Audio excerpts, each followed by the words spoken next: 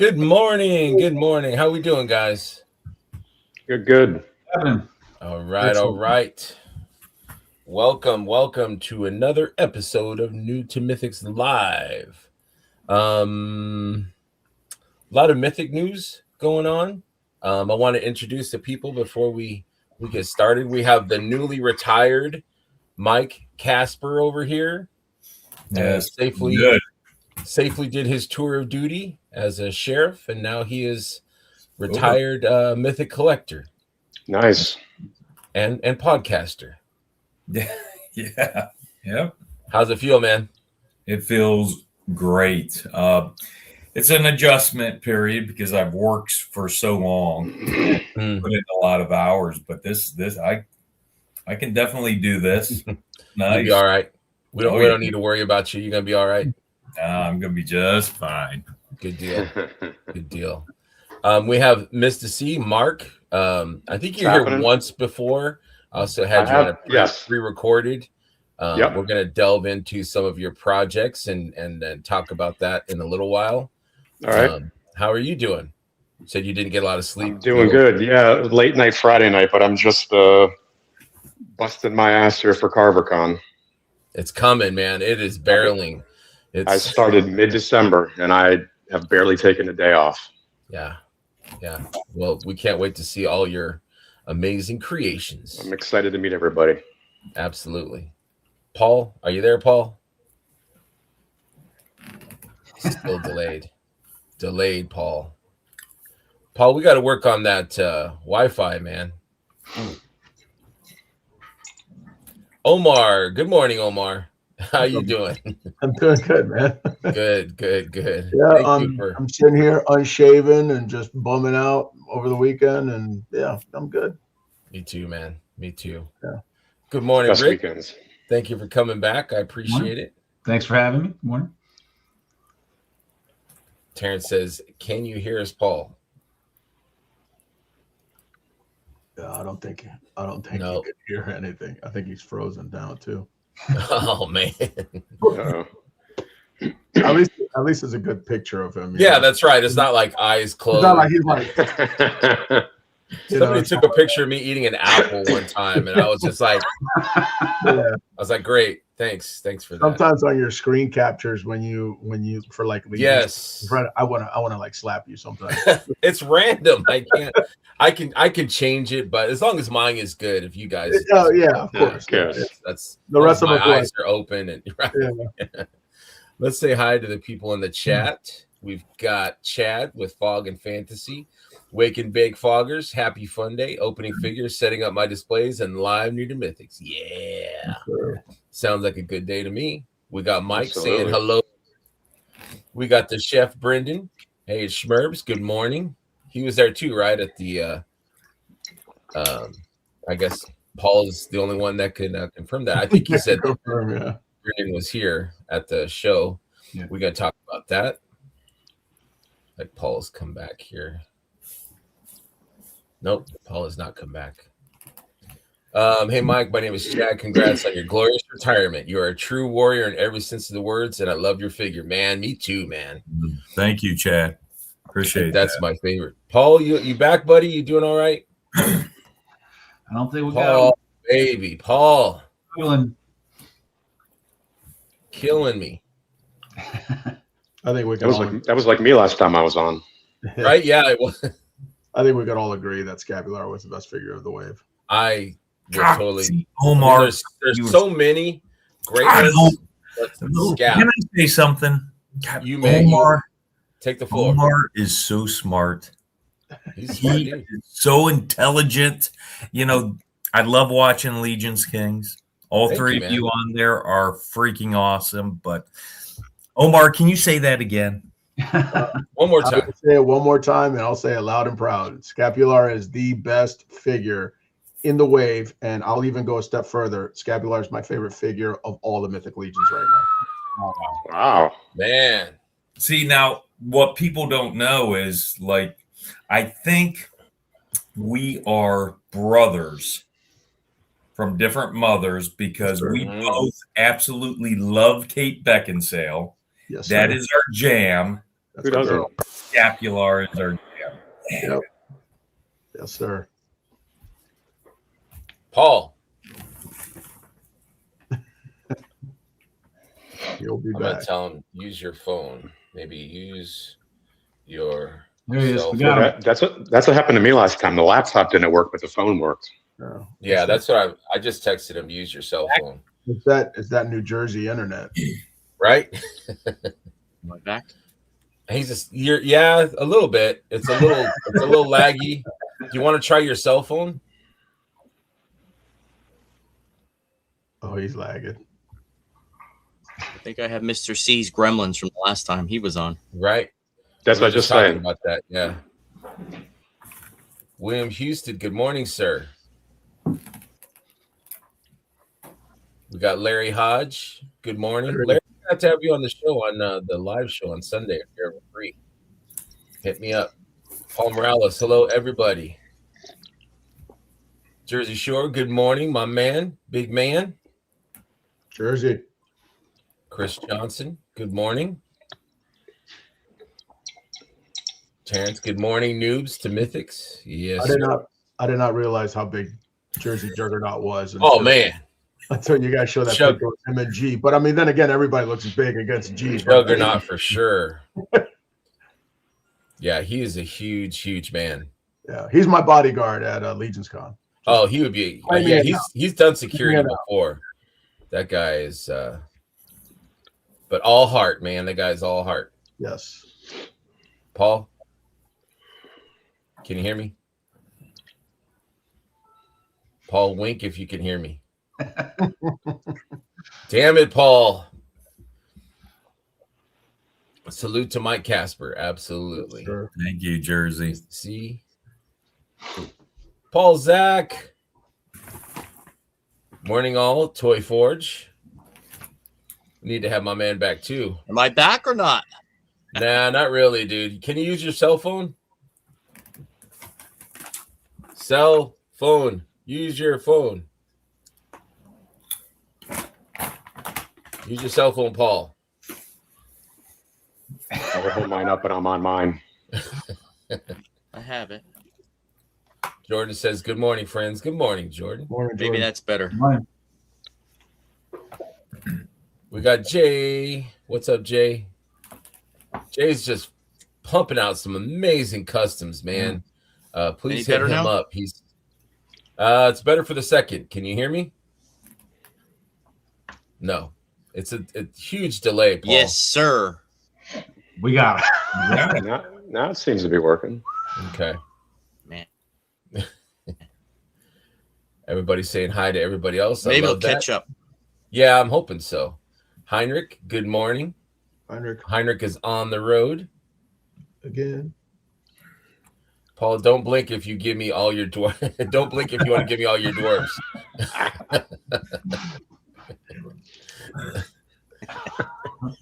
Anthony, we got to have you back, man. Very funny. Working on it. Brian is working on it. I sent you the link, didn't I, Brian? I'm sure I did. Lo-fi.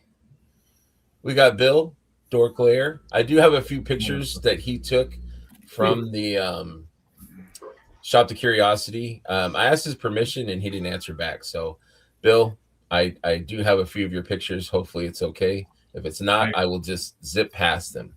He took some great close-ups. Go ahead, Mike. I want to say I thought I saw Bill and Eric Miller are going to go live at some point later on today to talk about Disney. So just a shout out. Oh, okay. If Bill, let us know more about that in the chat on a time with that. Well, it's gonna. He's at Disney World this weekend. No, they were just going to do their recap because they both. He came back from Disney World last week. I was going to say, because it's going to storm today. Today was not the day to go to Disney World. I was going to say, Omar, you're up the road from me. It's dreary and drizzly down here, man. Yeah, man. Yeah. Who doesn't love Kate Beckinsale? I agree. Oh, I know, man. Omar, blink if you're being blackmailed by Michael right now. I'll pay you later. All right, all right. We got Charlie Squared. Hey, Jersey. Everyone's saying hey to each other.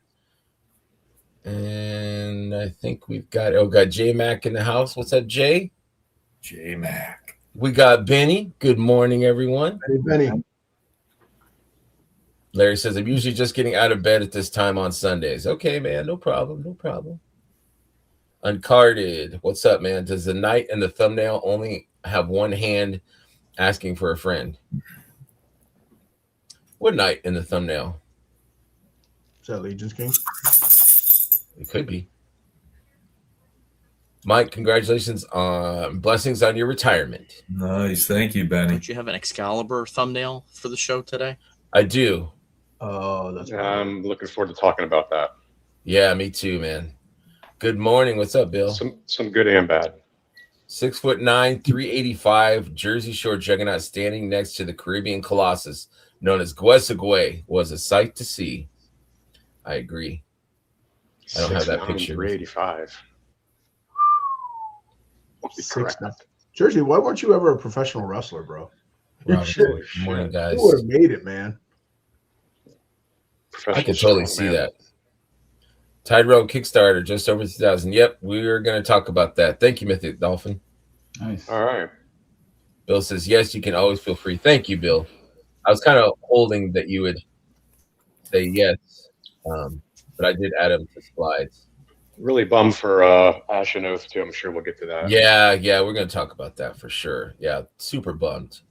2:30 Eastern time for the live with Eric and Bill. I will definitely be checking that out. I've never been to Disney World, but Disneyland is like one of my favorite places in the world. It doesn't even compare to Disney World. Really? No, sure. Disneyland's better, right? Is that what you're saying? Disneyland's better? No, not even close, bro. Not even close. Knott's Berry Farm, I used to like. That was pretty good, but that's because I got the jams and stuff. Remember Knott's Berry Farm? Oh yeah, for sure. Benny says, Paul, Zach, what is going on with your connection? He's frozen again. God damn it. Oh, that was janky. Right. Very janky. Very janky. We got my man Stefan. He was also invited on the show today, but he's got some friends that were coming over, so he could not get away. So that is okay. We'll have him on next time. Hank, good morning, everyone. Good morning. Awesome. Mythic doing the work. Jersey, I was 10 years shy of the opportunity to be a pro wrestler, said by good old JR Jim Ross himself. Nice. All right. WW is my happy place. Proud Disney adult. Me too, man. Mm-hmm. All right. We've said hi to everybody. Appreciate you guys being there and listening. Thank you very much. So I would say the biggest news probably is 5/1, which was the hotel, the tickets, and also the pre-order for the Gladiators, which I think was awesome that they decided to. Because I know we probably already talked about it and on other shows as well, but the Gladiators sold out like stupid fast, yeah. And so people kind of took to the Cabal, and there was a lot of tears, a lot of complaining about them selling out. I mean, he did, but I guess we all kind of take it for granted that we're all watching the different shows and the different social medias that the Horsemen have, that Jeremy, goes on and says, hey, it's very limited. It's not going to last the day. So a lot of us knew ahead of time probably that this stuff was going to sell out, but maybe not as fast as we thought it was going to. We all have stories about how we got carjacked and stuff. Yeah, I don't think we realized it was going to be 2 minutes fast sold out. There it is. But at the same time, Jeremy gave us plenty of warning that there was very short on the Armory. And if you went to Legion's Con, or if you heard any of us talking about it, we all said that the other parts ran out halfway through Saturday, and on Sunday was bare minimum. So I mean, I'm sorry, man, that, for those that didn't get it, but look, the Horsemen did it right. They got your pre-order to get more. So right, yeah, and I'm really glad. Hey, Paul, you on your cell? Yep, I had a switch. Sweet, man. From now on, just use your cell, please. Okay. Yeah, it's great. Yes, boss. We can see. That's what I learned. I'm on my cell now. You. It's wonderful. Put that Terrence one up again. Okay, hold on. Yes, sir. Please. Disney World are both great, but Disneyland is like an out. Oh man. Yes, sir. Yes, sir. But in defense of Disneyland, that's the original. It is. It's got that classic magic still. Stop, Greg. I grew up there. Guy. Yeah, I mean, I lived in LA for 12 years. No, it's not. It's nothing compared to Disney. Damn. I'm a Disney World guy, but Disneyland does have some cool attractions that we don't. True. Better version, Absolutely. but now Hollywood, Universal Studios Hollywood, 100 times better than Universal Studios Orlando. Mr. Len, morning. I made it. Thank you. We appreciate that. Are you awake? I said I made it. I didn't say anything about being awake. We gotta pace ourselves. I'll chime in about 10 o'clock. There you go. You'll freshen up and you'll wake up a little bit and that's fine. Big Greg, how's the move going, man? What's your percentage of being done? We better be out by now. Benny and Dylan and who else helped him move? He had an apartment stuffed with amazing figures.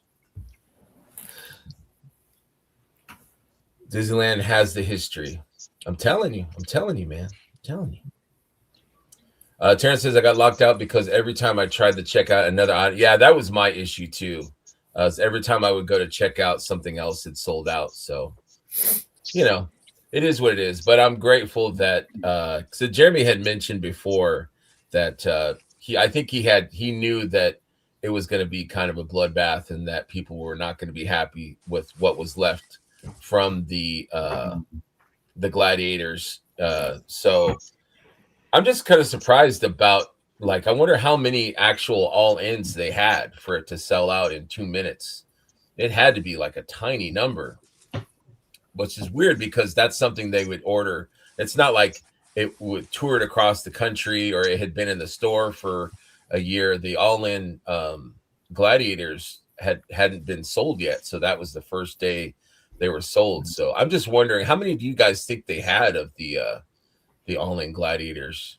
Well, I think with as many people as jumped on, I would say at least 100 cases. Yeah.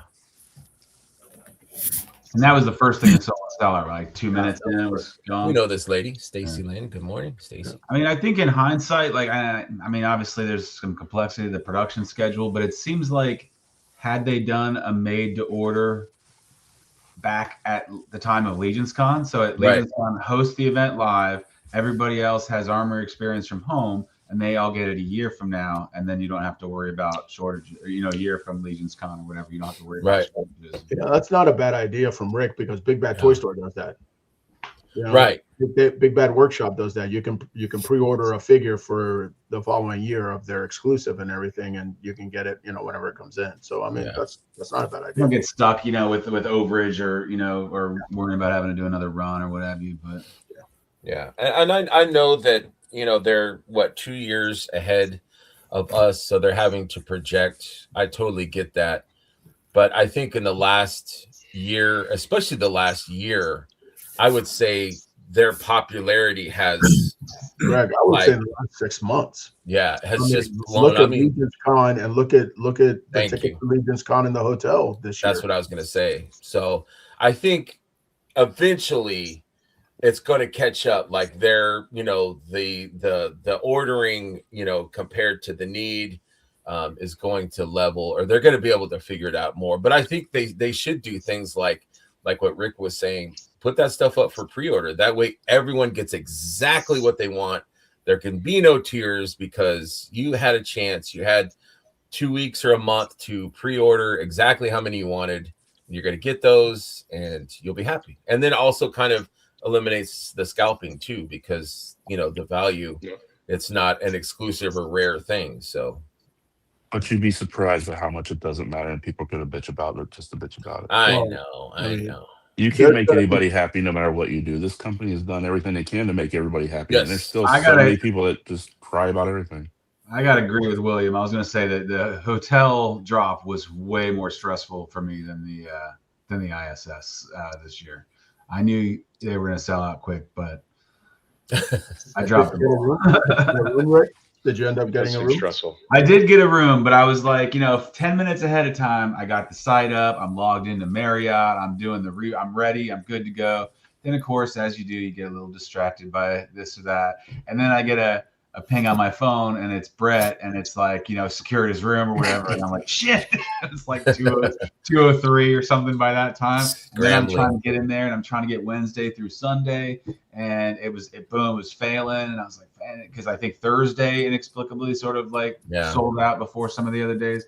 So then I'm struggling. Then I think I'm not going to get a room at all. Finally, I just got like a high floor, double bed, whatever, Friday, Saturday, Sunday, locked it in. Like, I'll take whatever you got. Yeah, just anything. Yeah. And so I snagged that. And then fortunately, Aristotle pointed out that Jeremy had made a post about opening up some more Thursday. Right. Yeah, I have that. I got Wednesday through Sunday booked in case I can, hopefully get into it. We'll see, but I like to have the option if possible. So yeah, for sure. And I think that, once the intern thing happens, there will be some Thursdays maybe that will cancel and open up. Well, even after they were saying sold out, I mean, I was still able to extend my stay to Wednesday. Oh, okay. I think when they say sold out, they mean probably specifically for the con days, but you might be able to get onto this. And you can go to the Legion's Con hotel page and actually click manage reservations in the top right and stay in the same sort of group rate flow or whatever. And you can just look up your reservation with your booking number and update it if you need to. This is yet another reason why I'm glad I'm not a Legion's Con guy. I will stick with the I'll stick with the Cherry Valley and CarverCon every year. For sure, man. I think I got that right. Cherry Valley, Brian. Cherry Hill, Cherry Valley. Looks super nice though. Cherry. Yeah, looks really nice. It's nice. It's gonna be confusing, but it's nice. It's kind of like a little maze to it, so we'll figure it out. Does it? A little weird. Yeah, I'm excited for that, dude. That's my next con I'm going to. There will always be tears. We can't make everyone happy. That's true. Nope. Just make a comment. I noticed that there was some rising tension, non-traversy in the cabal recently about critical negative posts and comments being taken down and censored. Yeah, I saw that on Reddit. Yeah. Look, here, bottom line. If you want, if you're upset or you have a gripe or a grievance, you can post it, but be respectful about it. Don't be a dick. Yeah. That's it. I mean, there's no reason you can say the same message without being a jerk about it. And plain and simple. You don't have to say, "Oh, this company sucks," and blah blah this and blah that. And they don't think about the fans. No, stop. Don't. Just say, "Hey, I missed out on something. Can somebody help me?" I'll tell you right now, someone on the cabal is going to help you. Right. I think that. Go ahead, Bill. I mean, Brian. Honestly, put it this way: like Casper, you were there for a long time as well. If you were there for a long time in the cabal and you've seen what it was before it got to the bitching and moaning and whining and crying, you would understand more of why that's kind of just getting on everybody's nerves. Like, we don't want you to not say what you want to say, but don't be a little ass about it. Don't run your mouth. Don't, like, you don't have to be that way. Like, the cabal was something that was like, people that didn't even have Facebook got Facebook just to hang out in this group. And now they don't even want anything to do with Facebook because of the group. Yeah, I think on one hand, you can say you want to have, some ability to criticize and what have you. But I think when you take the experience of scrolling through the cabal and it's just post after post is that, then it's sort of, it's cumulative, it adds to becoming negative. While one post in and of itself maybe is not the end of the world, it kind of creates this vibe, this negative kind of downer, mood, which is not really. I think the toy drama and the toxicity has kind of slowly integrated itself into the cabal as well. Yes, it's everywhere right now. It's everywhere, man. Well, yeah, when a group gets bigger and bigger, it's going to be harder and harder to keep that out. But listen, I've seen this group a while now, and I've seen the Horsemen for a while now. Every year they try to make it better and better for the fans. Any of you guys remember the Exodus sale or the Hills of Old? Boy, those things went insanely fast. And their whatever platform they were using too was very difficult, to get your order. I mean, if you got an order in, it was getting cart jacked and all that. So they have made huge strides to be fan friendly. And I mean, there is no one out there that can say they aren't fan friendly. Right. They bend over backwards to help fans. And not only that, they listen to the fans. So yeah, I there's not gatekeeping at all. I think I was just reading Bill's comment about non-offensive critical posts. Some people are claiming that all criticism is banned. Yeah, I mean, I think that there's specific people that focus on the negative, and so maybe the admins keep an eye on these type of people that just continually just bash or are negative or critical. But I think it's our duty to remain positive and have positive posts and show, and keep that, community of old still mentality. It's kind of our duty to keep up that positivity and kind of show these young whippersnappers that, how the proper way to be in the community is, let's all be friends. Let's all be cool. We understand if you're upset by something, but and it's like, we know every time that there's a sale, every time there's a wave release, every time, where's my stuff? I just read it yesterday. Where's my, did anyone not have their in-stock sale yet? What's going on? It's like, you're just showing how new you are by, making these posts. It's like, just calm down. This line will teach you patience, just how new you are by. Yeah, just be cool. It's going to show up. They're going to take care of you. If things break, it happens. Every toy line has stuff that breaks. It's going to happen. And I don't so many mind. New people coming into the line, though. It's people don't understand all this yet. I see so many questions. The same thing. Where's my where's my in stock sale? I haven't gotten a shipping notice yet. Right. People are like, dude, you just gotta relax. Yeah. Just forget about it. And I think, like I used to be on it all the time, and now I'm more infrequent, and it's not because of all of that. It's just sometimes I don't need to live there. You know what I mean? Like, it's, if you're there too much, then you're going to get, too much of that, that possibly negative, but also positive stuff. So I try to just I'm not in the cabal. I just, one more thing to keep track of. I've never, a lot of people said you need to join, and I just haven't. As somebody who is in cabal a lot, I'm constantly scrolling through there. I will say that it's noticeable for me that, like, a lot of the folks who have been around for a while, I think, are starting to have more of their interactions in other smaller channels, whether it be group chats or texts or subgroups or these kinds of things. And so I think you're getting more noise from the new cabal, so to speak, with the, and the grievances and stuff, and less of like everybody palling around and being friends and such. Right. Like it was. Well, and the complaints that I hear are, a lot of them are not even valid, because they say there's no communication. There's plenty of communication. People communicate all the time in the cabal, and you can go on the website and you can see when the stuff is coming out. Jeremy updates it all the time. So that's one of the things that I see is like, well, this is supposed to come out in this, or blah, blah, this, or I'm going to wait this amount of time in this.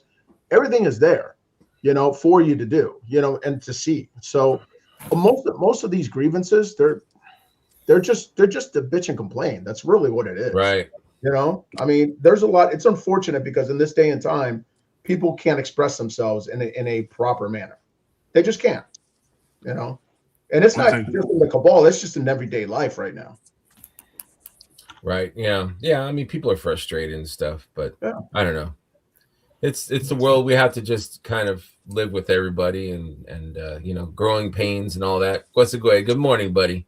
Gee, better. But also say before I move on with the hotel, for people that are new, you know, if you're patient, eventually there will be rooms that become available. There is rooms around. My buddy Fernando, who's coming for the first time this year, wasn't able to get a hotel, but he found one, and I think it's at the Unity Hotel. I'm not sure. He's like, there's plenty of rooms there. He didn't even know about the Unity show, but the Hilton across the way. Or? Yeah, it's just down the street. So that's by Wegmans, I think, right? Yeah, things like close to Wegmans. Yes, what I thought I heard. Yeah. So let me ask you this: they're at the current hotel for 2 more years after this. Do you think at that point in time they're going to have to get a new venue? Yes, I think so. 100%. I think they're going to have to. It's going to get so big to the point where you're going to have to get some kind of convention hall or something. Yeah, with an adjacent hotel next to it or something. Mm-hmm. I mean, it's good growing pains, but I mean, it's not going to be the same. No, I agree. It'll start to change the feel completely. Well, yeah, my friend Josh and I were talking about it yesterday, and we were saying that the one thing we don't want it to become is a MegaCon. Here in Orlando, MegaCon is a joke now. It's a joke. You can't even walk. It's a shit show. I mean, Mr. C and Rick know. I'm sure they've been to it. So it's a joke. You can't even walk through it anymore. I had no desire to go this year. This was the first time that I missed MegaCon in the last 50 years. Yeah. Well, Walter is saying the same thing. It will lose the intimacy and fun. I agree, man. Just hanging out in that lobby. And what's cool is that, you know, if we go to another hotel, the lobby is going to be like, can you guys keep it down? Can you keep it down? Like, it's great. Just we have the whole hotel. And we're just, you know, conversating and having a good time until 2 in the morning. We're not going to have that. We're not going to have that in another. It'll be like ZoloCon. We'll have a casino and other crap, you know. So, and there was no place to like congregate, so you had to go to another hotel to do it. And I get. I mean, Benny's saying that Jeremy wants to keep it that way. Yeah, yes, but you're not going to have enough room for people. You're not going to have, like, he opened up the 3rd floor for more vendors. So, you know, that or you're just gonna have to put a cap on it. Yeah. At some point, you're gonna have to cap it. Right. Yeah. There's just not going to be enough room. I'm not sure where that would be, though. Not many options in the area. The reason LegionCon can exist is because it's near 4-H. Yeah. I know Jim had told me something about a hotel that was like a castle. Somebody else had sent me a picture of that, but I don't know how much bigger it is. That's right. I forgot about that place. Yeah. That would be cool. How fitting. Honestly, maybe I don't go, so I don't have to worry. But I think they should leave it how it is. It's an exclusive event. It's going to keep getting bigger. Not everybody can go to the Super Bowl, right? So I think they should keep it how it is. And you get in, you get in. It's a bucket list thing. If you don't get in, you don't get in. I think that might the company's all about growth. You want the company to grow. That is healthy for the company. And I think doing that would kind of handcuff it. They want all the fans to be able to go and enjoy. Eventually, they're going to have to get a bigger venue, because if those rooms sell out in 2 minutes, I mean, something's going to have to be done with the next. A lot of money they're leaving on the table, yeah. Because Mike, didn't the rooms like sell out like in 2 or 3 days last year? Wasn't it? I swore it was like an hour last year. It was an hour. Okay, it wasn't 5 minutes, but it was like an hour. Yeah. What's next year going to be? Seconds. Yeah, 20 seconds. Yeah. Let me ask you again. I don't go. Can you like a year in advance book a room and just not get their rate? No. Oh. No. No, they don't. They literally have every room on Saturday, Sunday, I believe, in the hotel reserved for them. Yeah. Bill says, honestly, maybe having the competing show might be a good thing for future crowding. Essentially, a spillover con. That's a good way to look at it. Yeah, for sure. Prices of tickets also increased too. We glossed over that, or they really didn't mention the fact that tickets. I didn't notice that. I haven't watched. And the room rates increased too. And the room, I thought it was like $30 or $40 more a night, maybe. My room this year cost me $45. Oh no, $50 more than what I paid last year. Yeah, I thought it was higher. Yeah, I think I'm getting charged extra for being on a high floor or whatever. Same here. I got the high floor also. Yeah. Well, last year, if you bought tickets in it like earlier in the year, it was $40 for the whole weekend. This year, it's $50 no matter what time you buy the ticket. Oh, okay. I didn't notice that. Yeah. I think it was sometime in July the prices went up $10. I mean, that hotel's pretty expensive anyway. I think even the group rate we're getting now is still considerably off of normal retail or whatever. Yeah. Yeah, Terrence says the third floor does raise questions where the streams and community stuff will be if it exists this year. Might be the third floor. Yeah, I'm not sure how that's going to work. For that they had gaming set up in last year and like my wife stream. Yeah. Okay. How are they going to determine who's going to the third floor? Short That's straw? Jeremy. I think he'll decide who goes there. And then will that affect sales? Will you be charged the same? I think that people will not visit that area as much as the hallways and the vendor rooms. Oh, without a doubt. Yeah. There's one of the largest grouping of hotels in this area. They may not be in the price range, but you can get a room. Yeah, I mean, that's my thought too. I mean, you could get a room. It does suck that it's not right there. It's not there, but you know, you can still been to MakeCon many times. It's a bit of a nightmare. I mean, overall, it sucks about the hotel room selling out so much, but like the venue itself is great for the con. Like it's, we're kind of, we're getting more vendors and stuff like that, but there's ways to work around it with like the other rooms and things. Just be sure to like really publicly say that they're up there and make sure you go up there and everything. But like overall, the venue's still good to us. I mean, it has plenty of room for the showroom and all that stuff. They're working out how the best way they can. It just sucks about the hotel rooms. I mean, that's the only downside. They haven't released a map yet, though, right, for the vendors or anything like that? Okay, no, so we don't know who's on the third. I would think they'd be pretty strategic about what they decide to place up there.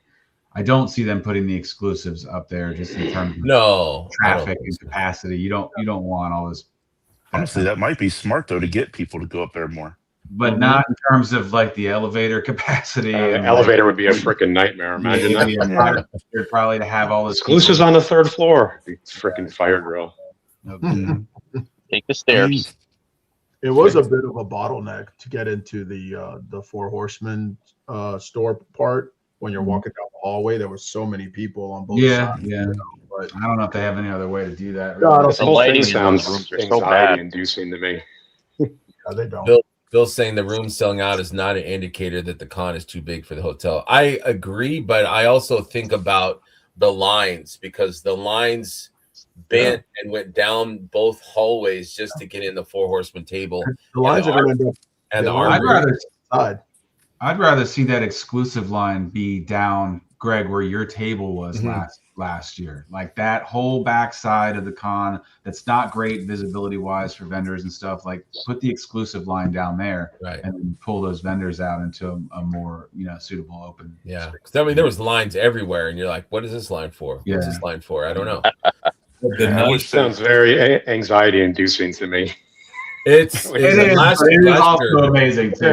We don't want to tell it. I mean, it is amazing. I prefer low anxiety. It's more of like a summer camp, kind of thing than anything else. So my experience last year with the lines, I was surprised because those lines were big, but I don't think I waited more than 20, 25 minutes in any line. They had those lines moving. So they did. I was in the Armory line too long and too much. I told myself this year, like, no matter what Armory is, I got to cap it at a reasonable number and spend more time on the floor. Same, Rick. You hit it harder than I did, so I know you I did. Yeah, I hit it hard. Yeah. I'm just trying. Kind of wish they would do like the exclusives table back in that corner where like Arthas is at. and just like use those 2 tables right there, so that way you can bring them in that one side door and go down around there. Because it had to suck for those people along that line, like Curtis and all the way down through there, waiting for everybody just kind of standing in front of their booth, so nobody can really get through and look at their stuff at all. So Hayes is saying that the rooms are double what the Legions have. Ooh. That's insane. I would not pay that. I've said it's pretty pricey. I would not pay that. That's hot. I thought I saw rates of like $288 or something like that, maybe a night or something. Yeah, that's reasonable. Brendan says there's 17 hotels within 2 miles. So there's plenty of places, but I mean, everyone wants to stay at the hotel because you can, have a great conversation with Nate Strong at 2 a.m. and then go upstairs to bed, and then be back. Between renting a car or not too, in terms of like, I've been 4 years and never rent a car, just Uber in from the airport or get a ride from somebody. Third floor would likely be all vendors. I would hope that it will be new vendors and not people that have been in the vendor, like it's kind of for like, you can have a vendor space, but you're going to be on the 3rd floor. That's what I'm hoping, but we'll see. I still think they're going to do something strategic about it. Like if they've got gaming up there, then maybe they put certain gaming vendors up there, or maybe the Goliaths. No, they're going to probably still give them pretty prominent space. No, Goliaths will probably be right next to the Armory. I'm sure. But you're right, Rick. I think if you're going to put vendors up in the 3rd floor, and just in my opinion, I could be wrong, that's going to hurt their sales. But if they are in the 3rd floor, it should be related to whatever other activities are happening. Yeah, I think they'll do all right with that. I'm sure they'll figure that out. Yeah. Jay says Jeremy gave an option about going to the 3rd floor. Okay. So he's letting people know. They're being given vendor space at a lower rate with acknowledgement that it'll be less frequented. Still get your foot in the door, That's right. I'd be stuck on the 3rd floor if I ever went. That's worse than being in the hallway like we were, though. Yeah. Walter says, sleep in the car. Yeah, if you got to. You got to do what you got to do. I've done it.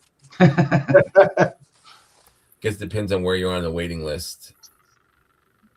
3rd floor is being more dedicated to the waitlist vendors from previous years. Yeah, that's what I'm hoping. That's fair, because it would suck if you've been a vendor for a while and then, they put Brian up on the 3rd floor. I'll be like, man, I got to see that handsome face, man. I can't have Brian Lynn, on 3rd floor, man. I got to see that guy. And there are still hotel rooms like along that corridor, aren't there, on the 3rd floor? Like, it's not all.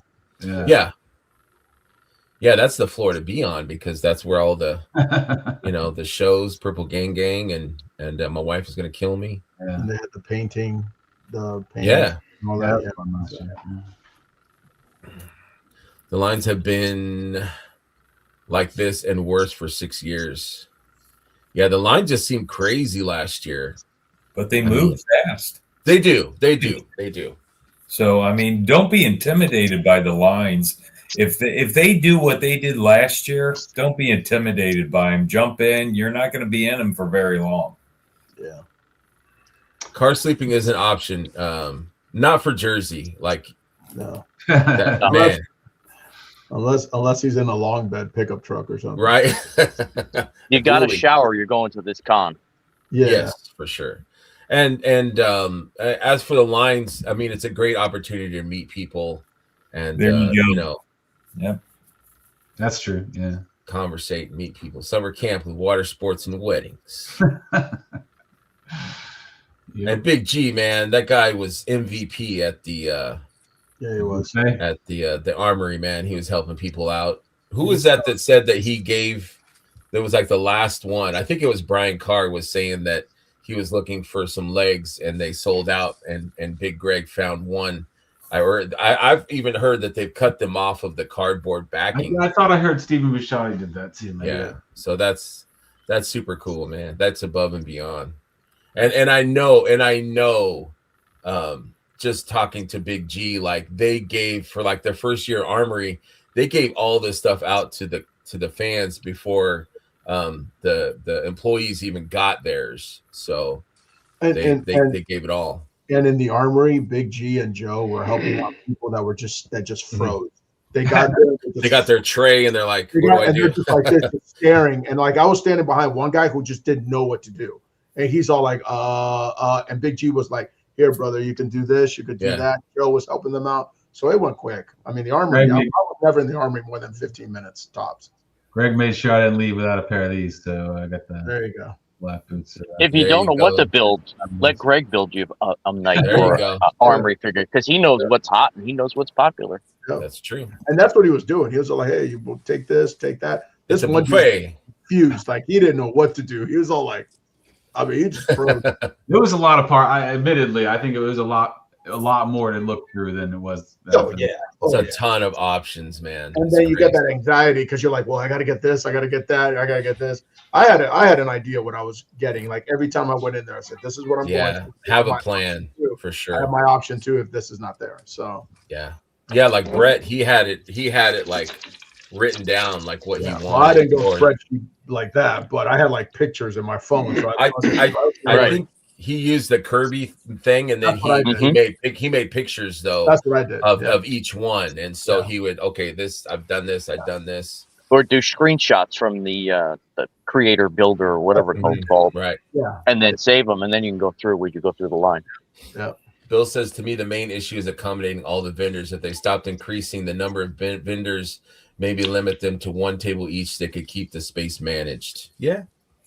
I would add to that the flow of the fans coming in too, the amount of fans, because if you hardly can move, it is just so saturated with people in there. That's going to be a problem also, especially Saturday, because they had a bunch of walk-ins, man. Eventually, it's going to be a hazard to have too many people. So I know that this opinion varies, but I wouldn't be against it being only Legion centric things as well. If it came down to it, eventually, like vendors would have to be.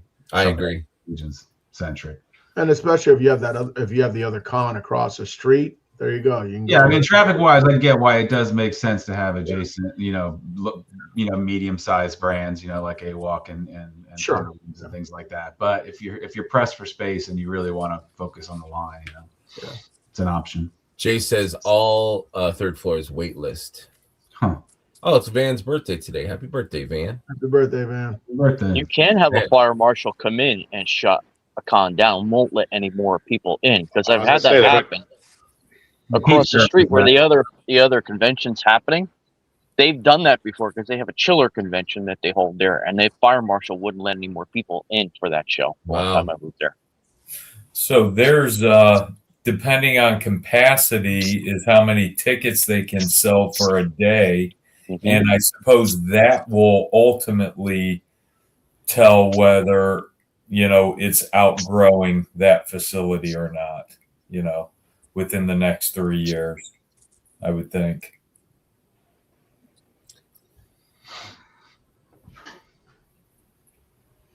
Exactly, Omar. Okay. I don't know what I said, but I don't either, but exactly. Bill says, I wonder if they'll make the third floor vendors break down each night like they do for the hallway people so they can have podcasts. Yeah, but I don't know how many more rooms. That could be they just move the shows further down the hallway or have them first and then the vendors. I'm not sure. Jeremy's got a year to figure it out. He's got it all figured out, I'm sure. Whatever happened with that pool, the room with the pool? Is that on the first floor? I've never seen the pool. Yeah, I don't know where the pool is either, but I thought there was a pool there. They were going to make it another space. Anthony has seen. I think he mentioned it one time, but I don't think that's. There's a pool. I didn't even know. If you the hallway right next to the check-in desk, if you go all the way down there, it takes you past like where the fire pit is, because it's on the other side of the fire pit. I think you can see it from the fire pit. You can see this long space. Okay. Yeah. I think they were renovating it last year or something, weren't they? I think so too. Maybe that's why I didn't renovating it for many years, probably at this point. I don't think it's been open since we've been at the hotel. Yeah, exactly. I think the upside of those rooms, though, is that they could just lock the door and no one can go in. I mean, unless they want to try and do those shows in there. But I think that would not be conducive to have the shows and the vendor rooms, together. I don't think that would work because of the table setups and all that stuff. Yeah. Soap and water are necessary at Legion's Con. Man, I hear you on that one. I hear you on that one. And toothpaste. And mouthwash. And tooth, yeah. And deodorant. I've built Deodorant. many builds for people. Cologne, but maybe not too much. Yep. See, why isn't that talked about more? People at the studio giving their help and sharing out of their own pocket. Absolutely, man. I definitely will advocate for the studio, man. That they're the best people, man. Walter, every time I walked in the armory, Joe and Greg were helping somebody. Yeah. Every time. And I always say thank you, man. Thank you to the people in the warehouse, the shipping guys, the people on the ground, man. Big Greg, Cookie. Thank you guys, man. You guys are rad. We appreciate you guys. Greg, I need some help and advice for builds. Can you please? I want to see those two together. Big Greg and Jersey. Man. That's the Titan Tower. That's a lot of air. They're taking up a lot of air right there, man. I start getting dizzy because I'll manage them as a tag team. Right? Mm-hmm. By the time I went, everything was sold out, so it's really easy for me to get through the armory. Yeah, that's the one downside of vendors is that they go last. They go when everything closes. So a lot of times the stuff is sold out. I also think they should go back to Saturday specific and Sunday specific exclusives so more people would spread their main floor time across the 2 days. See, I don't know. I mean, I like that you can get everything on Saturday and people don't have to come back on Sunday, or people that can't come back on Sunday. But that would also give people an incentive to make sure they came back on Sunday and not go across the street too. Yeah. Valid, for sure. This way you'd have to be there both days to pick up the exclusives. Thanks to Kirby, I had a plan. Yep, Kirby was MVP too. Man. He helped out for sure. That was great. Okay, what about? I got a question here, and I don't mean to get off. I know you have a sheet of subjects we want to get to, but the amount of exclusives last year and possibly this year. What do you guys think about that? Because I think it's excessive, but they do have to run the con, pay for the con. So I understand both sides. No, thank you, Mike, for bringing that up. For sure, we had the Camelot figures that were revealed on Wednesday. As for the amount, I don't know. I think it's going to vary. It's going to vary every year, probably. So we know for sure that there's 4 figures. Yeah, I was going to say 4 is pretty standard, I think. But I'm okay with 4.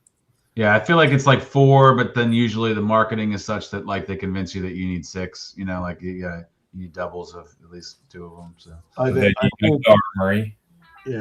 think with having what did they have last year? 4, right? So this year they'll probably have 4 again. I mean, let's be honest. We all buy doubles and triples of these figures. So, well, you want to include toes too. They've specifically built it into like the Demon Merlin. Exactly. Build and I think all of them are like that. That hey, here's exclusive parts. You can make this extra character. So all of a sudden now they did it with Scaphoid. They did it with Sir Valgard.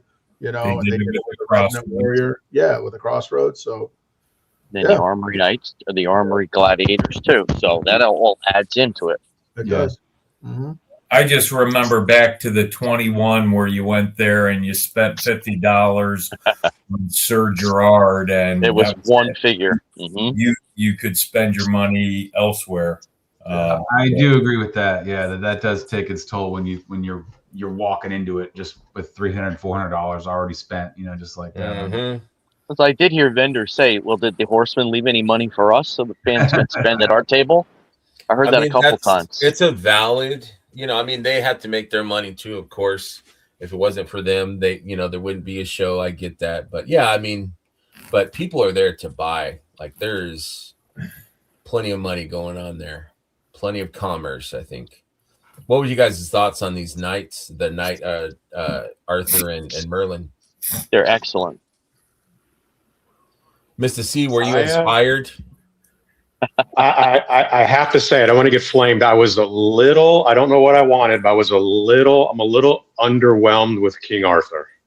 I think he's awesome. I don't know what I would change, but I don't know. When I saw him, I'm like, wow, this is cool, but a touch underwhelmed. I absolutely love Merlin. Is it because he's essentially a valiant knight under that tabard? Maybe, like I said, I'm not complaining because I don't know. She said, what would you change him to? I don't have an answer, but I was a little underwhelmed with Excalibur. I think the head sculpt with the crown is awesome. I'll probably still pick him up, not, and if you don't get two, you can't make the other Knight of the Round Table. I don't care about the second Merlin because I wouldn't ever make the demon with the wings and all that. So the standard, I love the Merlin. I think the Merlin is freaking outstanding. I do too. Yeah, I think as far as the Arthur, I can kind of, as somebody who's like not like super into the soft goods knight tunics and such, like I really actually like the paladin from the RPG with the sculpted. Me too. I'm not a soft goods guy. I might like that sculpted RPG torso on him better. I'm sure we'll be getting it in other colors. I love that we got the alternate knight head here for this Otho helmet, which I already like to use with a Gideon faceplate. I don't even know if I'll try to do the full Camelot set. I might just get the Merlin and make him a cool wizard. And these are the Bill pictures right here, Bill Janowski, and I'm loving that. Look at that head sculpt. Yeah, it was really great to see them on display yesterday at Shop to Curiosity up close. Yeah, it looks great. Yeah, they look good. I know. But now, if you don't get the con exclusive, you're not going to be able to build the two. Isn't the standard release not going to have no demon parts and stuff? And you won't be able to see that sucks if you're trying to build all the Knights of the Round Table. If you can't get that con exclusive, you're out one figure right out of the gate. I think the one thing that people I think the only complaint people were with King Arthur is they're so used to Excalibur, they wanted that shiny silver armor. So I know a lot of people were saying that they didn't like the armor because it was dull. Personally, I love this figure. So, and the opportunity to make another knight, I at first when he was talking about the second knight, I thought he was going to talk about Percival, but but I think they're just sticking to the story. They're sticking more to the book than they are, movies and things like that. But these figures are amazing. I love, especially Merlin, man. That Merlin, man, they knocked it out of the park. Merlin is outstanding. Yeah, I agree. And King Arthur. So I'll be getting multiples of these. Yeah, just seeing Bill's pictures up close, I'm like, holy crap! Like their head sculpts just keep getting better and better. I love the tied off beard at the bottom. I do too. Yeah, he's got a little ponytail on the back too. I don't have that picture, but cool. I don't. A little bit too much Doctor Strange. What's that on his head on the one head sculpt? Like a little armor cap? Yeah, so like a skull cap kind of deal. Yeah. But now again, so if you the standard release is for both of these figures, I guess the Merlin's not going to come with all the demon stuff. Right, yeah, it would have and no King hooves, Arthur, no demon head, hands, tail, and wings. I'm fine with that. I'm a little bummed that the King Arthur, though, that you're not going to get some of the extra stuff. It's missing the shield, that belt, and that head to the left there. The King Arthur one is the one that you're going to lose out on the most if you don't go to Legion. That's what I mean, exactly. Con one. The one, unless you're into demons or whatever, that's up to you. I mean, for me, I'm going to use those parts and put them on my Yoshinai Kairi. So I'm going to make myself a demon samurai. That's what I'm going to do with mine. That's a good idea. Yeah. Mm-hmm. Yeah. Give him a lance, and he's Arthur from Ghosts and Goblins. Need to make the underpants version. Yeah. Good call. The underpants version. Yeah, they're cool. They're cool but I mean it's tricky because everyone has like their preconceived, like what they think Arthur should look like or Merlin should look like. So I don't know. I think they're cool. I'm down for it. I'll get two of each. I think. I'll tell you what really got me excited was Trevor's picture of the lady. Oh man, yeah, that was beautiful. They're all incredible. Oh, good, man. Again, that's like one of my favorite Trevor pictures. He killed him. He knocked that out of the park, dude. It was great to see him use Steph's boat in that picture too. Detour. Yeah, Steph's boat. Yeah, Boris is in the background. I don't have that slide. I was in a hurry to make those slides, so I did not get Trevor's picture. Sorry about that. His Merlin shot with the lightning behind him and everything. Oh man, it was phenomenal. Awesome. I think for Jersey, for me, give me a Mordred and gold. Oh yeah, with the golden face and the hair. Give me that, man. I'll take a Morgana with that steel Morgana chest plate, and of course Sir Lancelot. Oh yeah, or Leon de Grant for sure.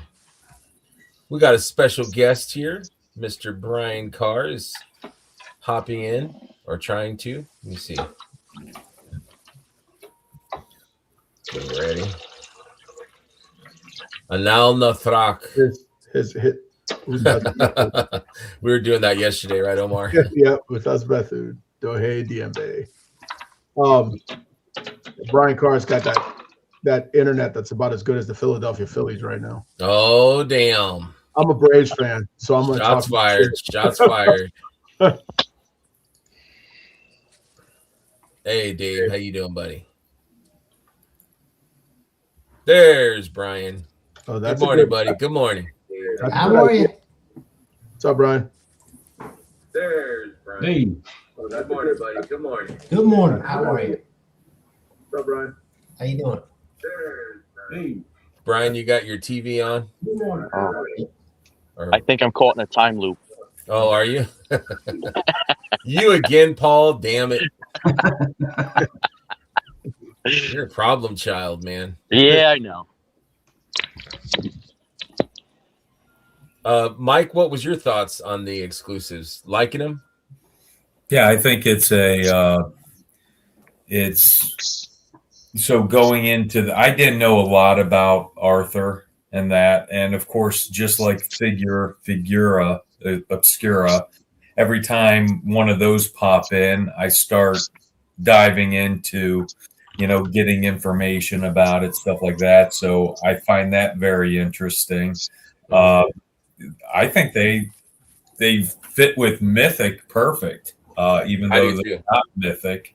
So those figures, you can pop and swap with Mythic all day long. I like them. So I'll be getting 2 of each. I do not want the Lady of the Lake. That was the first thing I thought of when I saw the Lady of the Lake was the episode of the Thundercats where he gets Excalibur. You can open it. Okay. There's not anybody here. No. Where's my Thundercat fans out there? Yeah. Absolutely. Brian, welcome to the show, sir. What's your thoughts on the exclusives?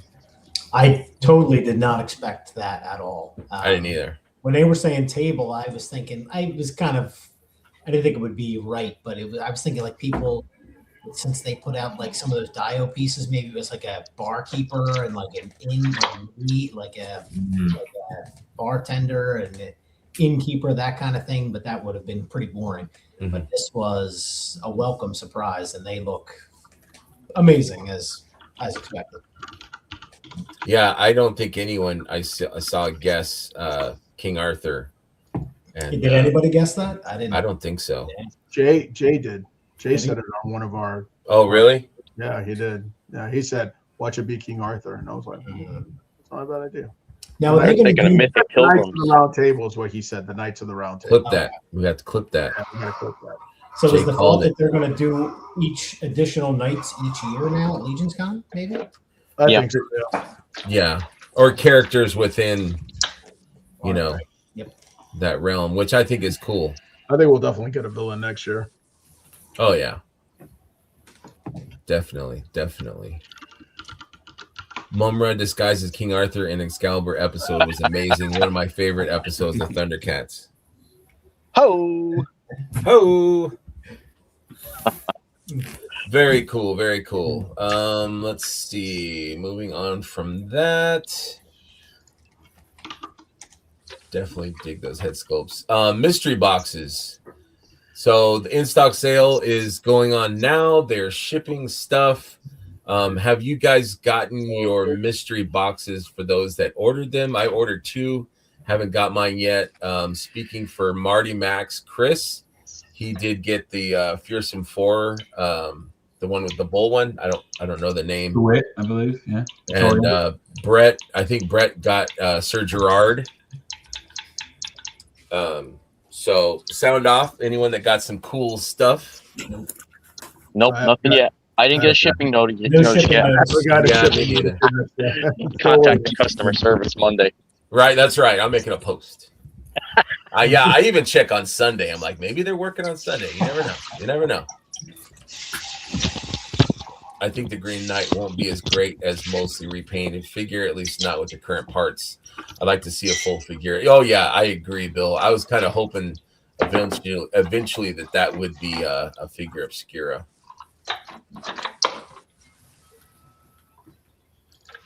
Yeah, I ended up getting 4 mystery figures. But we'll see. We'll see what I get. I mean, like we said before, either way, it's $25. You know. Yeah. And if you don't like it, trade it in the Cabal or in your group chats or whatever. There's always customizers, or use it for parts. Yeah, giveaways, whatever. I have so many gladiator parts. I can make gladiators out of all these guys. Man. Exactly. So yeah, I mean, the only thing, the Banana Demon would be one I would not want in this. But other than that, I think I would be okay Greg, with pretty much anything. Greg, you're gonna get a surprise. You're gonna get an Okiotis. Oh God! Don't say that. Is he in there? I don't think he's in there. But he's gonna be a warehouse find just for Greg. Yeah, they're like, you know what? Schmerbs has been talking shit about Okiotis. They're gonna send him to you on purpose. Yeah, we found 2 of them. Would send them both. I would melt if I got a Lady Averona.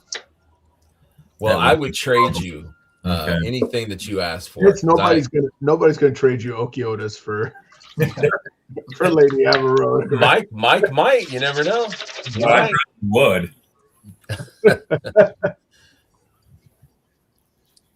Green Knight, Lancelot, Galahad, Patsy with the coconuts. Let's go.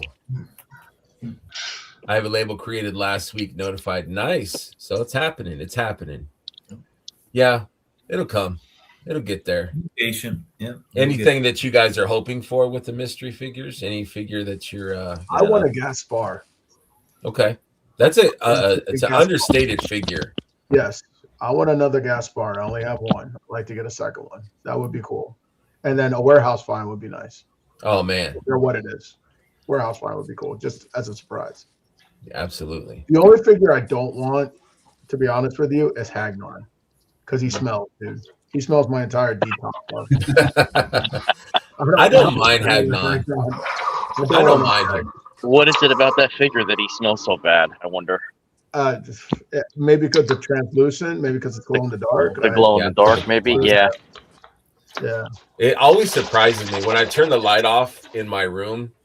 I'm always like, whoa, like I forget that it's like he just glows so well. There's only 2 figures that smell that from Mythic Legions, and that's the Mimjira, Turkey Lady. Mimbara. Yeah, Mimbara. Turkey head. Yeah. Her loves the Turkey Head Lady. Her and Hagnon. Those are the 2 that just. I've had plenty of like newer Legions smell like just pure gasoline. Like the Skeleton Legion Builder 2 boy was like just. Really? Oh yeah, man! It's something about like it's probably just the quick turn production is like this. Literally, as soon as they're, finished or painted or whatever, they're just in the packaging and out the door, and we're just getting them before they fully off gas or whatever. But we'll survive for sure.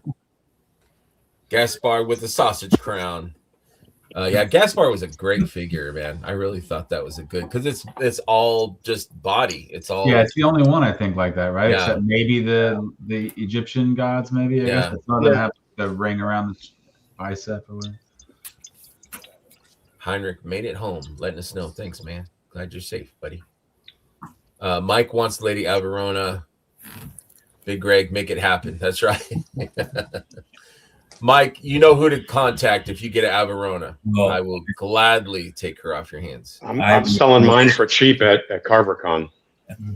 Okay. I've got about 6-7 figures boxed, brand new, that I'm going to be selling. I'm going to bring with me and sell them for super cheap. She's one of them. Well, you can drop that in my box of my wonderful tavern. I will be happy to to take her off of your hands. I'm gonna sell her for like I'm gonna sell them for like $25. I'll take her. Thank you. Oh, wow. Nice. Ryan Clark. Good morning, Ryan. How are you, sir? Hey, Cheyenne, my friend. How are you? Hi, Greg. How are you?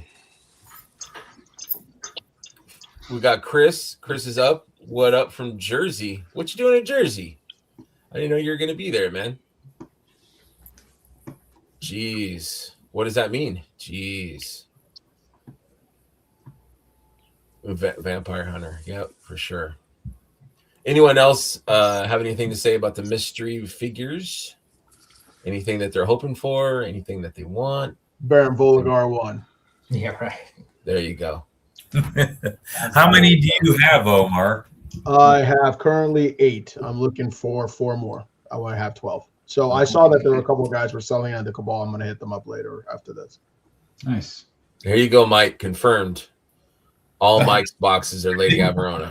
I didn't get any mystery boxes. If I get mystery boxes coming in the mail, that will be a surprise. I didn't order any. Now, are they? I'm sure that they're not in a separate kind of little container baggie or anything. No, they just be in their figure boxes. Yeah. Okay. So I thought that would be kind of fun. I remember the blind boxes, the mystery boxes a few years ago. That was so much fun. I love that with the reissues and all that stuff. You guys remember that? I wish I would have been a part of that because I love mystery boxes. Oh man. Oh yeah, that was fun. There was a post, I thought right before I got on here, that they're going to be at another con. They just added another con. Atlanta Con. Did they? Yeah.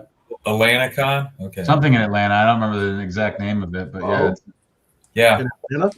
It's another Atlanta Con, or a con in Atlanta. I thought I saw. Oh. Anybody else see that this morning? Yeah, I did. I don't remember where it was, but I did see they posted it. I'll have to check that out. Yeah, that's in your area, Omar. Well, it's about 7 hours, but I mean, I went to Toylanta, and Toylanta was great. It's fun. Wonderfest.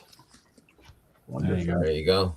There you go. So Wonderfest used to be at my old hotel that I used to run, but it was named something else back then when I was there, because I worked at a convention hotel at the Cobb Galleria in Atlanta when I lived out there. Nice. Yeah. I didn't mention this, but also 5-1, you're also able to pre-order these guys. These are Joe's Fire, man. These 2 new builds. Sucking us dry. Right, man. These guys are amazing. Yep. That Fury work, man. That demon. Oh my God. Yeah. The armor on him. Armor. Yeah, that's the best armor. That's the armor that I picked when I first went to the armory. So I missed out on that, and I was kicking myself. Now I'm glad I got a second chance at that armor. Yeah. Chris says, don't forget Pacific Northwest Mythic Meetup is in Portland on June 13th. That's coming.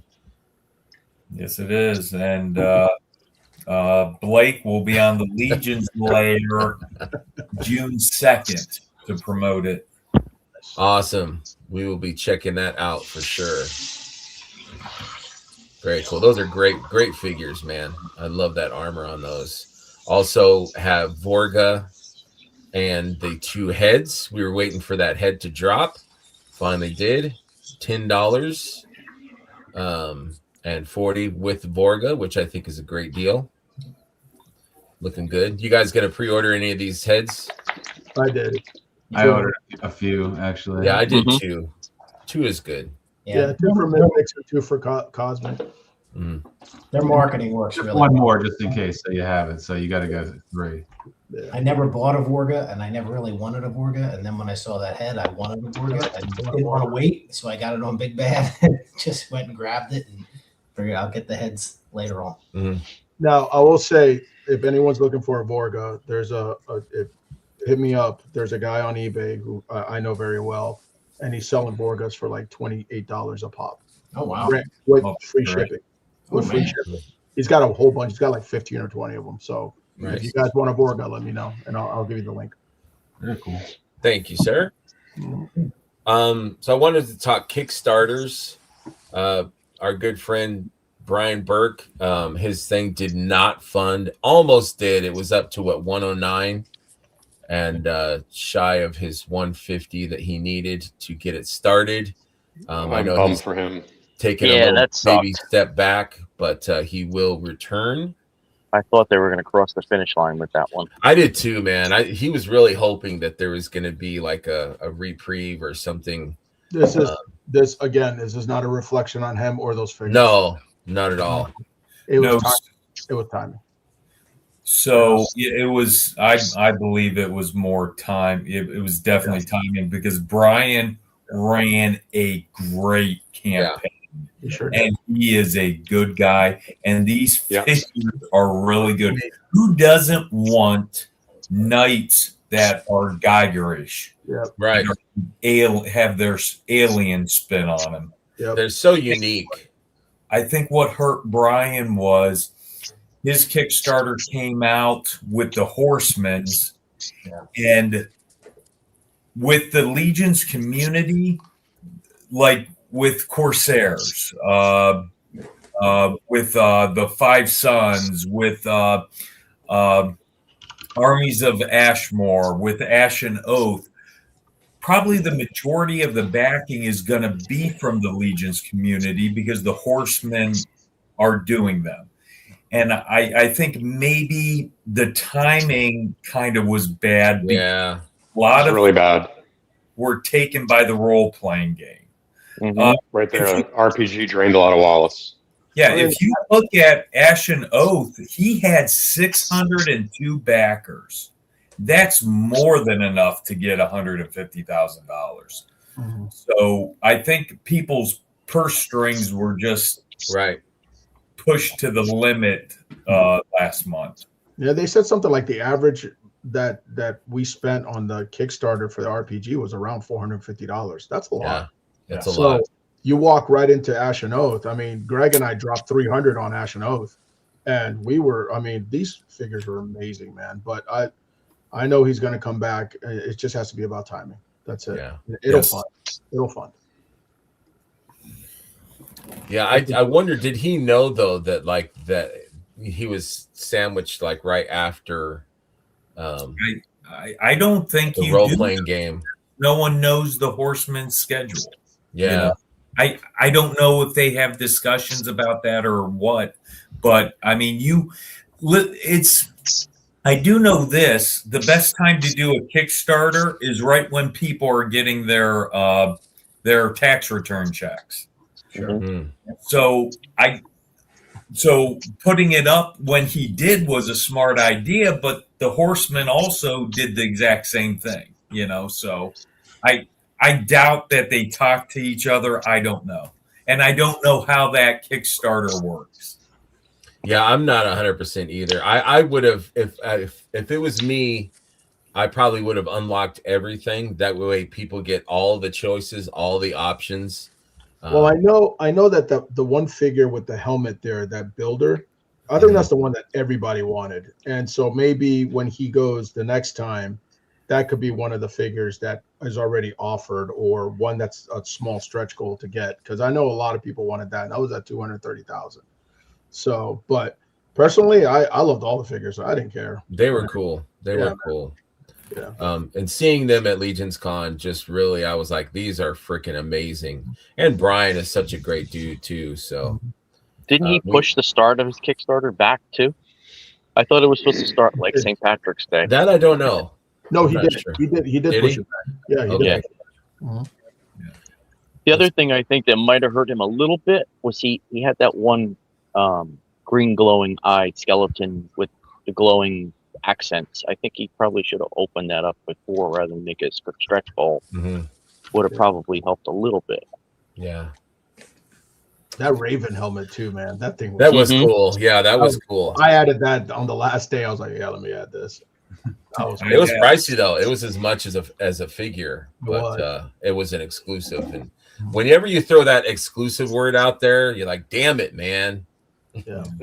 And it didn't end on April 29th. And then most people are probably thinking on May 4th, my next Horseman payment's going to hit, which is for somebody. Right. That's exactly yeah.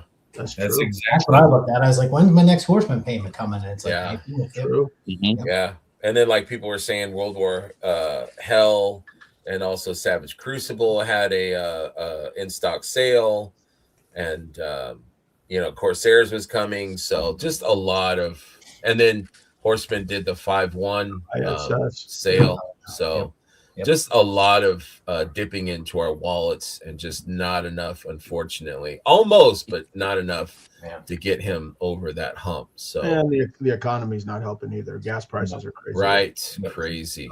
Yeah, me and Omar, we were just talking about that. Like, as soon as things start to get kind of weird or crisis, people stop buying, people get freaked out, like, what's going to happen. I spend an extra $150 a week now on gas. Yeah. Dollars a gallon. Yeah. Here, anyways. Yeah. Absolutely. So Tide Realm, on the other hand, is doing quite well. It's already 97,000. So what's their goals? Of what, 50 also? Third day. 155, man. 155, I believe, is the goal. People really want pirate figures, I guess. Is it slowing down, or is it still going pretty good? I think it's leveling a little bit. It's leveling out. It's only the third day, fourth day. Yeah, they're doing really well. With Tide Realms, they came out at the right time because of all of the themed figures coming out, like the Dawn of Discovery.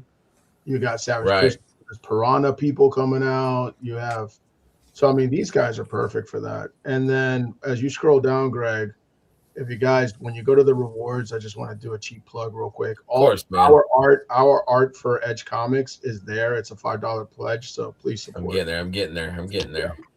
And it's beautiful. I'm dying for pirate figures. Yeah, man. So right here, Edge Comics. I'll put the link in the chat so you guys can check us out. It's all our art, all of our art there. So great work. That's great artwork right there.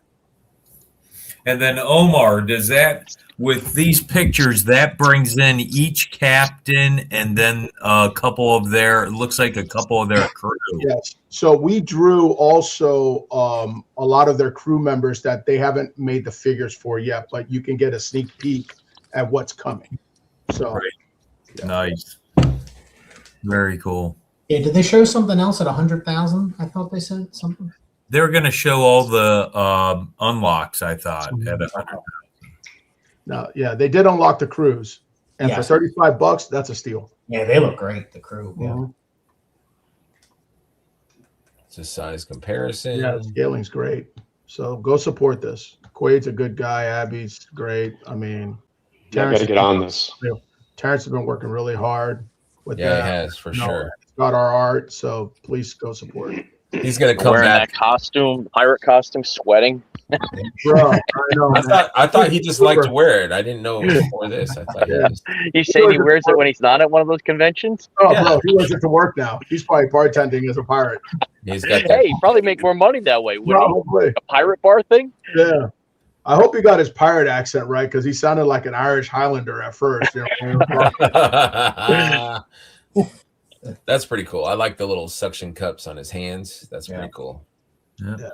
Yeah, I got to get on this ordering these. I really like them. Yeah, and they're cool. Yeah, I'm probably dying for pirates.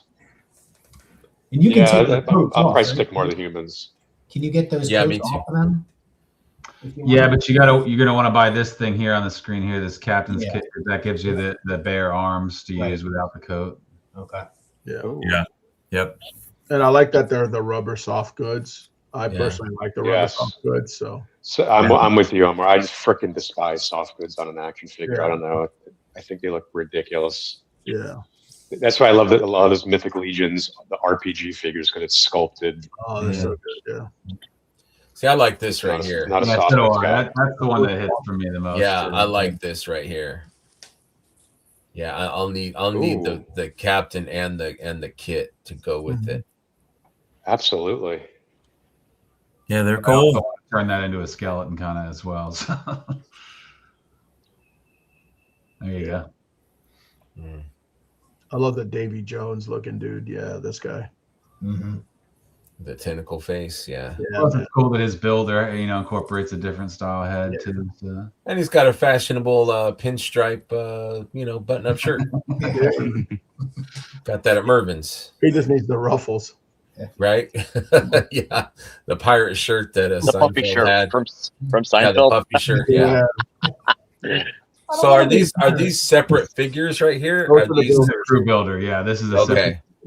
Yeah, I would grab one of these too. I think, at least, it'd be a fun addition to absolutely your shelf. Yeah, and maybe Mark will be inspired and do some some pirate inspired. Yeah, absolutely. Yeah, man. I'm gonna build a crew here. I haven't looked at the site this in detail, so I'm seeing this is pretty awesome. Yeah, you can get 4 looks out of the crew, but then you can also get like a couple different looks out of the captain as well, and you mix these hats with the captain and all that, and you got a whole. So that's pretty much stick with the humans. I'm with you, Mark. Yeah, I'm with you. I think these are cool, but I like the humans. Oh man, I like all these. I like the skeletons and the. So I'm not a big monster guy. I love the monster guys, and I'm not either.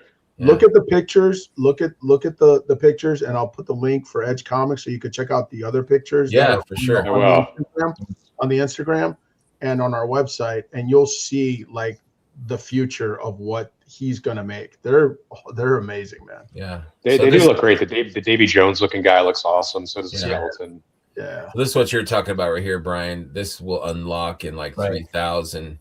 The Will of the Dreadtide Reef unlocks. I think it's just a reveal unlock. Oh, okay. Sorry. When are these supposed to come out? Like ship if you back the Kickstarter? I think it's 2027. 2 years, isn't it? Is it not this year? Is it? No. They have a timeline somewhere on here. Okay, I'm sure they do. I have not scrolled through this very much. Yeah, I think if you get to the bottom, there's like a timeline and it says where they're at and when the delivery would be. So it looks like we've got a few reveals at 100K. Right. Yep. We'll reveal the full lineup at 100K. So that's close. They got a lot planned for this line, which is exciting. Yeah. Let's see. The more figures you add, though, the more it complicates things, Yeah, that's true. Available for pledge day 1, but they've got plenty of time, and they're almost at their funded. So I don't see them having, unless it super stalls out. Digital deck hand right here. They're 2/3 like Ashen Oath was. Hopefully, it doesn't stall out and I don't think I think most people will have their RPG paid off at the beginning of this month, and they won't have to pay for this till next month. I think this will fund easy. Yeah, I hope so. Fund easy. And shout out to Quaid and Brian Burke for the lore that they put into their kits. For sure. Very awesome. In fact, Quaid, you can go on YouTube, and I think each day he is dropping a video on lore. So I think a lot of people immediately shifted over from Ashen Oath and put their money into this campaign too. Yeah, that could be. Yeah. I would think so. Yeah. And unfortunately, Ashen Oath not funding will probably help this because we'll be using them for this. So it bums me out, man. I feel bad for Brian. I really wanted those Ashen Oath figures, man. I was looking forward to those. They're gonna go real good in my. That's got to be heartbreaking, man. Mm-hmm. But you're gonna get him if next time he does that Kickstarter. Yeah. The most optimal time for him to run that Kickstarter would be a time in which like a figure obscura drops where people aren't spending much money with the Horsemen. They're getting a figure obscura or two, and that's it. Yeah, I don't know how far in advance you have to start these Kickstarters or plan them because most people I have no idea. Most people don't know the Horsemen's plans, so they come out with something and bam, you're screwed. Well, I think Tide Realm they're using Chris for production, right? Isn't Chris? Yeah, kind of, Gorich. Yeah, so they're at least somewhat aligned there. I mean, I will say that, you know, to this line's credit, you know, they have the benefit of appealing to, like Greg, you mentioned in your case, you're looking, and Mark as well, you know, you like the humans, right? So you're gravitating towards it. But then, you know, for the El Tidies of the world who like want to stock up on the skeleton guys, so they sort of can straddle the folks that, oh, I only buy heroes, or I only want to supplement my collection with this or that. You know, somebody who has a lot of skeletons may just pick up the pirate skeleton just to throw in there. So it's a little more of a broad appeal. Ash and Oath was really. I was just going to say that. Not to take anything away from it. It's just like it's a very specific vision. Like, it was a niche. It was a niche. Yeah, for sure. Yeah. Estimated late 27, early 28. Okay. For that. So that's, I mean, that's the 2-year mark. It's the average, I guess. It just sucks to wait that long, but you know, maybe they'll have some stuff that they can put into production. Maybe they'll have, you know, something that they could sell at a table, at a show, maybe. Hopefully we'll be getting Baytheater next year too, so that will keep us busy. Yes.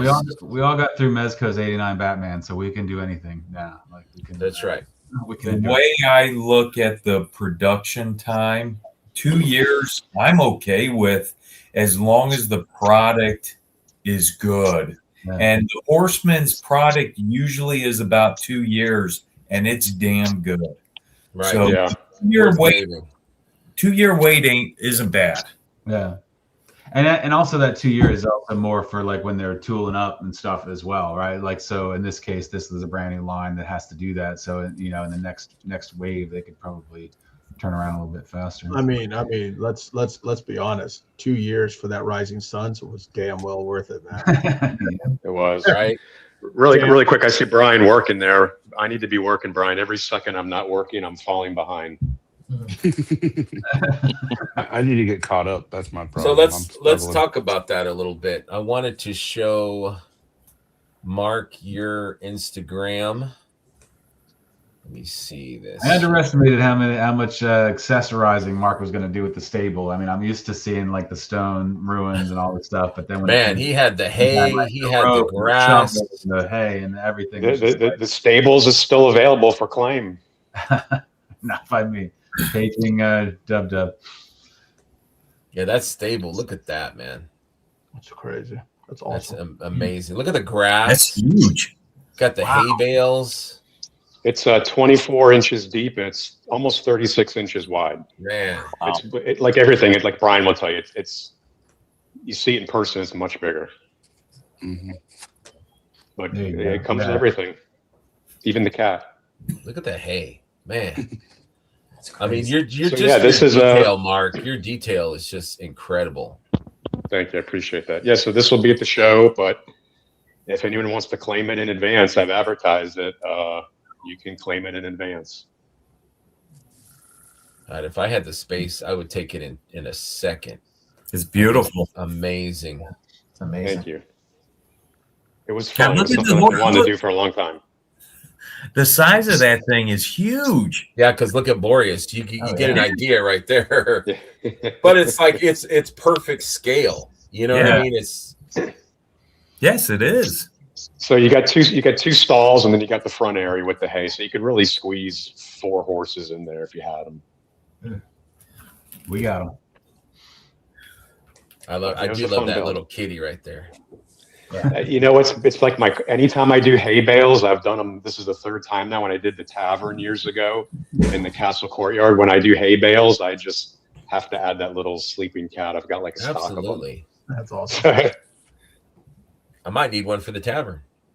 And I wanted to squeeze some torches in here, but I had no way to conceal the wiring and the switches, so I left torches off. I was gonna have some torches on the front, and I couldn't squeeze them in. How did you research this, or how did you figure out the layout of this, Mark? I use a lot of, when I get ready to do certain builds, I'll just literally Google fantasy medieval stables concept art. Mm-hmm. Or I look a lot to the mini community, the D&D mini community, and I'll just look at things and, oh, that's cool. And this wasn't a copy off anybody. It was my own idea, but just inspiration from some mini builds I saw and from just literally D&D concept art, Stables concept art. Yeah, that's phenomenal, man. Just the level. I mean, the shovel with the, it's on a hook or a little post. It's a super fun build. My favorite part is all the little accessories and just that. I lucked out. I found the tools, like the shovel, the hoe, and the rake. I found a little set at a hobby store, and I just painted them and weathered them. So I totally lucked out on those. But it totally looks lived in. It looks, like the wood is not brand new. It's been there. You've got little posts. You've got wood laying to the side, like there's, repairs that's going to happen or they already did. Yeah. Just that sheer attention to detail. I mean, it looks like a real stable. I'm blown away. I'm sorry, Mark. Shooting it outside in the natural light really helped. Yes, glamour shots. 1000%. And you have a beautiful backyard too, I might add. Thank you. Pool party at Mark's. Yeah, I'm sorry. I'm a fan. I think it's phenomenal. Thank you. Yeah, I'm excited to bring it to the show. So you also have these mini, and I love these too, man. These little mini diorama sets here. You're gonna I'm gonna have. I got stuff from little single figure. You got $20 bill in your pocket. You want a single figure display. You want to spend more money and grab like something like the Stables. Yeah. This one behind me is going to be stable size that I'm working on right now. So let me see that. There's going to be everything. $20, $50. You got $100 you want to spend. You want to spend a few $100s and get something big. I'm going to have every single size and you're going to sell out really, really quickly. I can tell you.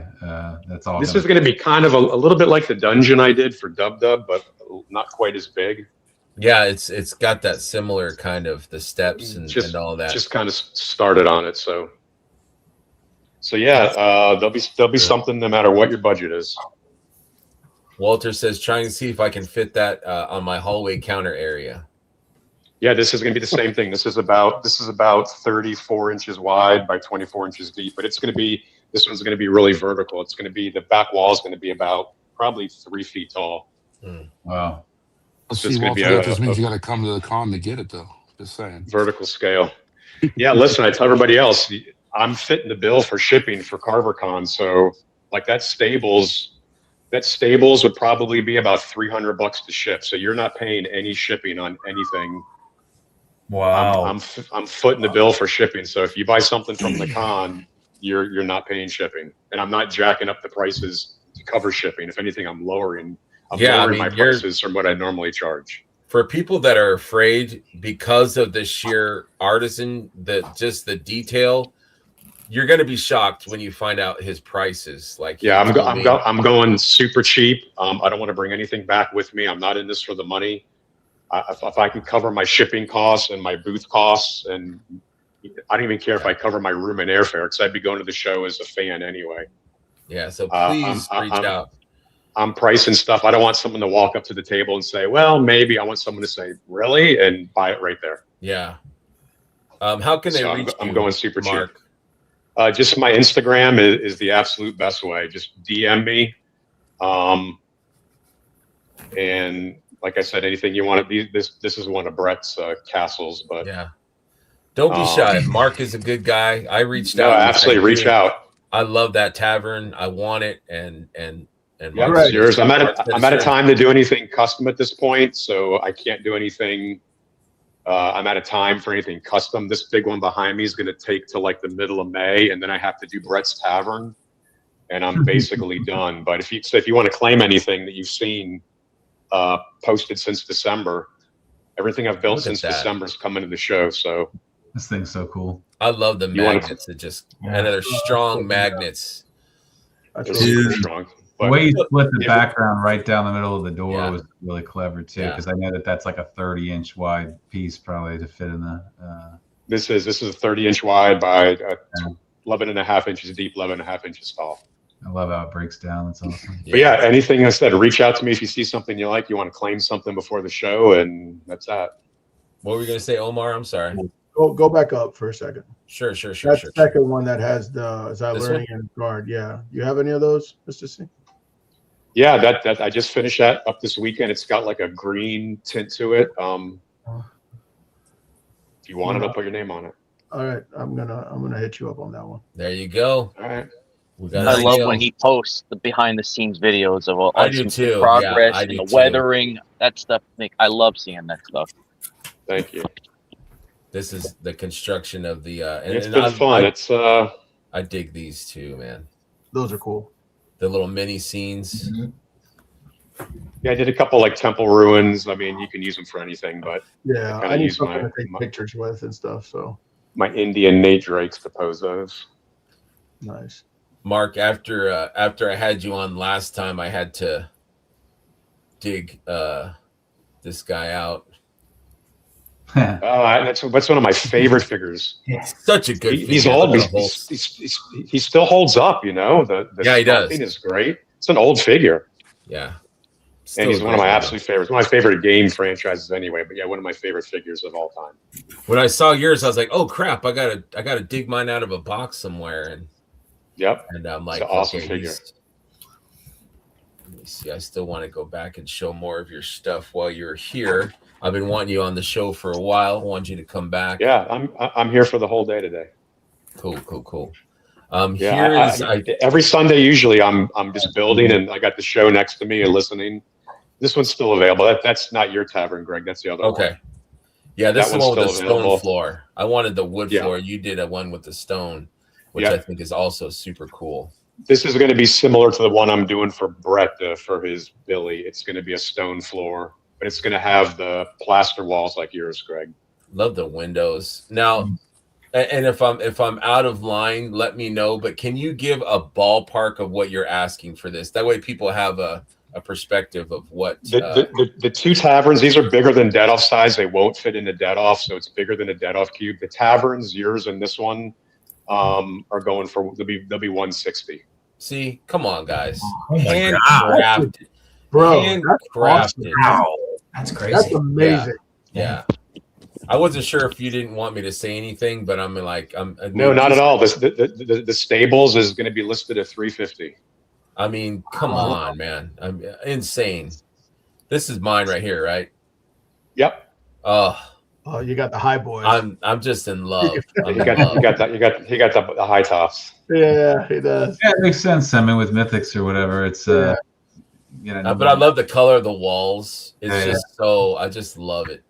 That little crack above the window. Come on, man, guys. I'm glad you like. I'm glad to get something in there. In love. I'm in love with it. Literally, like I was afraid to ask you, but I'm like, no, Mark, I really like it. I'm so glad you reached out to me on this one. I'm not going to be able to go to CarverCon. We're going to be doing some business because I can drive it home. I'm that close. Well, I could probably. Yeah, I was going to say if you don't go, I can bring it home or drop it off to you also, Mike. Oh well, I'll be there. I can just drive it home. Yeah. Oh, you are going to CarverCon. Yeah, I'm going CarverCon. Yeah. Oh, I thought you said you were going. Sworn he said right before that he was not going to CarverCon. Oh, okay. I was sorry. Like, what the hell, Mike? Did I say I'm not going to CarverCon? Yes. You did, yeah. Right before. No. I'm going to good. I'm glad. I don't know why I would say that. No, I'm going there. Okay, so, good. Yeah, this stuff is great. Yeah. Wow. Awesome. Thank you. Appreciate it. Yeah, I got the double booth I did a double booth, so I've got plenty of room. If this one is available or one like this also, I would take one of these too. Everything, the only stuff that's been claimed so far, Greg, is your tavern, Brett's 3 pieces, and now Omar's. Okay. Yeah, something like this is perfect for me. It's not too big, not too little. I think the size is on there. I think that one is about 14 inches wide. Oh, that might be in my description there. Maybe 14 inches wide by like 12 inches deep. Yeah. I go for height a lot because you can fit a half a dozen figures in this, but sometimes it's more striking with just one figure, but you can cram a bunch of figures onto one of these. This is great for photography, though, I go for height. Yeah. I go for height just for the spectacle of it. Yeah, I would like this or one like this one. Either. I just this one and the Nate Drake one are the same size. They're like kind of. I did one in dark and one in light. So yeah, there'll be something. These are cool too. Yeah, these are smaller, like $50 pieces. These ones, and you can fit showcase one figure. You can put 4 or 5 figures, cram them in. Come on, man! $50 for a Mr. C creation. So there'll be something for everybody, really. Any budget.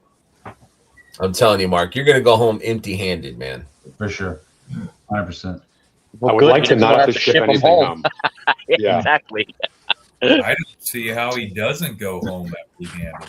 Yeah, I mean, for the prices and the artistry. Prices, oh my god, and the quality. Yeah, I'm bringing exactly 30 pieces from those little small single figures that the Barbarian Gold Hilder is on. Yeah, those are bringing exactly 30. Those are $20. I'm bringing exactly 30 pieces. Yeah, I want one of those too for sure. So I've got 20. I got 28 done. The one behind me is 29, and Brett's Tavern is 30, and I'm done. Yeah, those are cool. So I'll be building till the middle of June, and then Brian, I'm going to start shipping to you mid-June. All right, and then like mid-June, I'm going to have a hell of a yard sale. Look at the wood planks, man. The wood planks right there. Come on.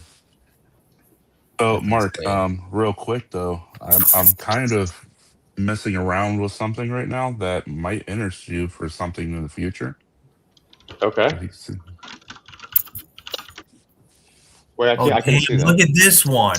Oh my god. Yeah, this is this is from last year. This one, guy in Texas has this one now. Wow. Okay, this is not William Wallace's. That's like right up. No. Okay. This is handsome son bitch right there. He's fixing a suit. I was drunk in I was drunk in that picture. I just got back from my office. I regret posting. The next day, I'm like, what the fuck did I post? I got home from my office Christmas party that night, and I did it. And the next day, I'm like, God damn it. It's just, dude, I mean, that is incredible, gorgeous. Yeah, a guy in Texas has that one. Can you imagine having a tour room this size to be able to display stuff like that? Like, wow! I'd never leave my room. I would be in there all. One of my clients in Texas has like 3 of my huge ones. I don't know. He lives in like a condo. I don't know where he has them. He's got 3 of mine. They're full table size. Wow. His wife probably hates you. He's a single. Oh, okay. Another box from Mark. Great. And now he's going to stay single because he has all these big dioramas. Yeah. Just amazing, man. They're beautiful. That's it with all the rubble done. But anyway, yeah, I'd love to keep one of these big ones for myself. I don't have any big ones. I'm going to build a big one for Beathir for myself. Oh, yes. When he comes in and. Yeah, so this is all older stuff. It's already, gone. Yeah. Is this the Dubs one right here? This Dubs. That was Dubs. That was at Legion's Con last year, at least. So. Oh damn! What I've never been to Legion's Con, but at least this one has been. I don't know yet. I really like. Look at the size of it. Yeah. Dub has that one. That's cool to see in person. I'm so glad it made it to Legion. I'm like, I won't make it there, but at least this piece was there for people to see. Yeah. Super wow. Cool. Damn. I saw that with figures and I saw it without figures, and I was blown away both ways with that giant diorama. Thank you. Yeah, Beathir, I don't know. I might do like a Castle Ruins kind of display for him. Oh yeah. I really like the one the Horseman had imposed on though. It was like a rocky perch with like grass and stuff. Yeah, that's cool. So awesome. So you're obviously going to have to piece it, right? Because it's going to be so big. Yes, my Beathir is going to be from my personal collection. I don't know if I'll be able to make any of those to sell. and I'm limited on space. My collection room is very small. There's got to be a market for people that want a rock to stand there on, though. If you wanted to carve, some kind of stand and sell those. I was thinking about it. The other thing too is that this is a hobby that kind of has gotten a little out of control, and I have to say, getting ready for CarverCon has started to become. It's almost pushing into job territory, which I don't like. That takes some of the fun out of it. You got to have fun. I started building dioramas for myself 6 years ago during COVID. If I had a huge house, I would never sell anything. I ran out of space. People started asking me to sell them. I've thoroughly enjoyed getting ready for CarverCon, but pardon my French, I am burnt the fuck out, and I got 2 months to go. Because I'm not used to working with a deadline. It's a hobby. If I want to take a weekend off, I take a weekend off. I have worked every fucking day since the middle of December. Like, I didn't want to work at all yesterday. I was tired from Friday night. Yeah. I wanted to chill out. I'm like, I got to fucking carve. I carved this whole fucking thing yesterday. Wow. So it's pushing to the point now where it's turned into a bit of a job.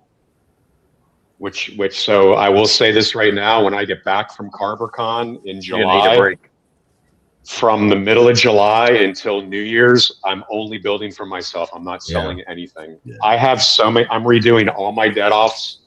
I've got the RPG figures coming. I've got ideas for them. I've got Bodvar and Atlas. I've got so many Mythic Legions figures boxed up. So I haven't built for myself since Thanksgiving. Yeah. Will there be a fire sale for the old dead off displays, or? Maybe, but some of them are so old they're not up to my current standards. So my brother's like, just sell them anyway. I'm like, dude, I can't sell something that looks like a 7th grade art project. I can't. I understand. So might just get trash. Rick has to part ways with us this morning. I appreciate you being here, Rick. Thank you very much, sir.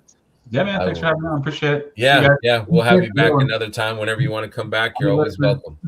All right. See you. Good to see you, Rick. Walter was asking what materials you make this is that something out that's of. going to be up your alley for some of your stuff that I'm working on. Oh, is that a chandelier? Is that going to be a hanging chandelier? Nate Strong.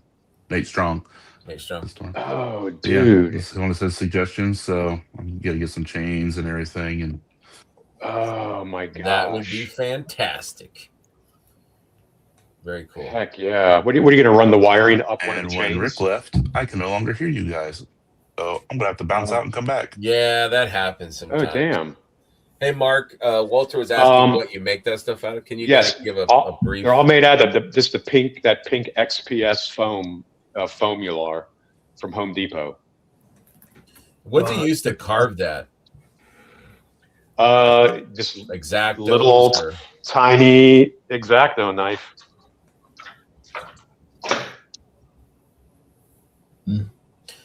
And you have some videos too, don't you? On yeah, I got a lot that someone can go on, not YouTube, but you can go onto my Instagram, and I've got videos showing me how I make stuff and whatever. So okay, cool. But yeah.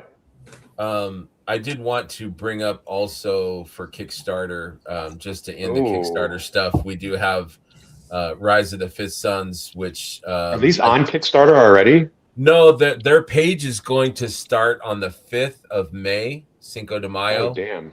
But I think they're going to wait until the Tide Realms is over, and then they're going to start. So I think in June they will do their own thing. And their stuff is just beautiful. So I saw these figures. I saw the test shots at Toylanta. Man, really? These are amazing. Yeah, I'm excited for that stuff. Yeah, they had them at ToyCon too, the test shots. Yeah, really cool. Should I let Brian come back? I don't know. Should I let we need Brian? I don't know. I guess I'll have him come back on. Welcome back, Brian. Yeah, StreamYard got me. As soon as Rick left, everything went mute. Yeah, it does that, man. Hey, Brian, really quick, I was asking, are you going to run the wiring up one of the chains? That's the funny part. There won't be wiring. Dude. There he is. Star 61. Thank you, Jordan. Instagram for Mark is Mr. C, I believe, right? Mr. C 5050. Okay, Mr. C 5050. I think I have it. Ridiculous name. I told Curtis when I was on his show, I'm just stuck with this ridiculous name. I didn't make it up for myself recently. It was my now ex-wife when I met her in 2001. Before we were even dating, like that first 2 weeks, you're just like meeting somebody. When I would call her, she would answer the phone and she would say, "Hey, what's up, Mr. C?" And this was like early internet days when you're making usernames for just stupid random websites. And I would put Mr. C, and my football number was 50. So it was Mr. C 5050. So I did not plan this out. I wasn't like, I'm Mr. C. It was just some ridiculous name. I registered for Instagram 10 years ago before I started posting, and never thought things would turn out the way they are. So I'm kind of stuck with it now. So I told Curtis that the name is freaking asinine, but but it is what it is at this point. Yeah. It's one of those ones I always remember. Yeah, you definitely remember. It is what it is at this point. So anyway. Yeah. There's worse. Believe me. It was not made up by me recently, I'll tell you that. Yeah, I'm with him because when I used to play football as well, we were losing by 3 touchdowns. And these guys went up and they said, "Let me rub your belly.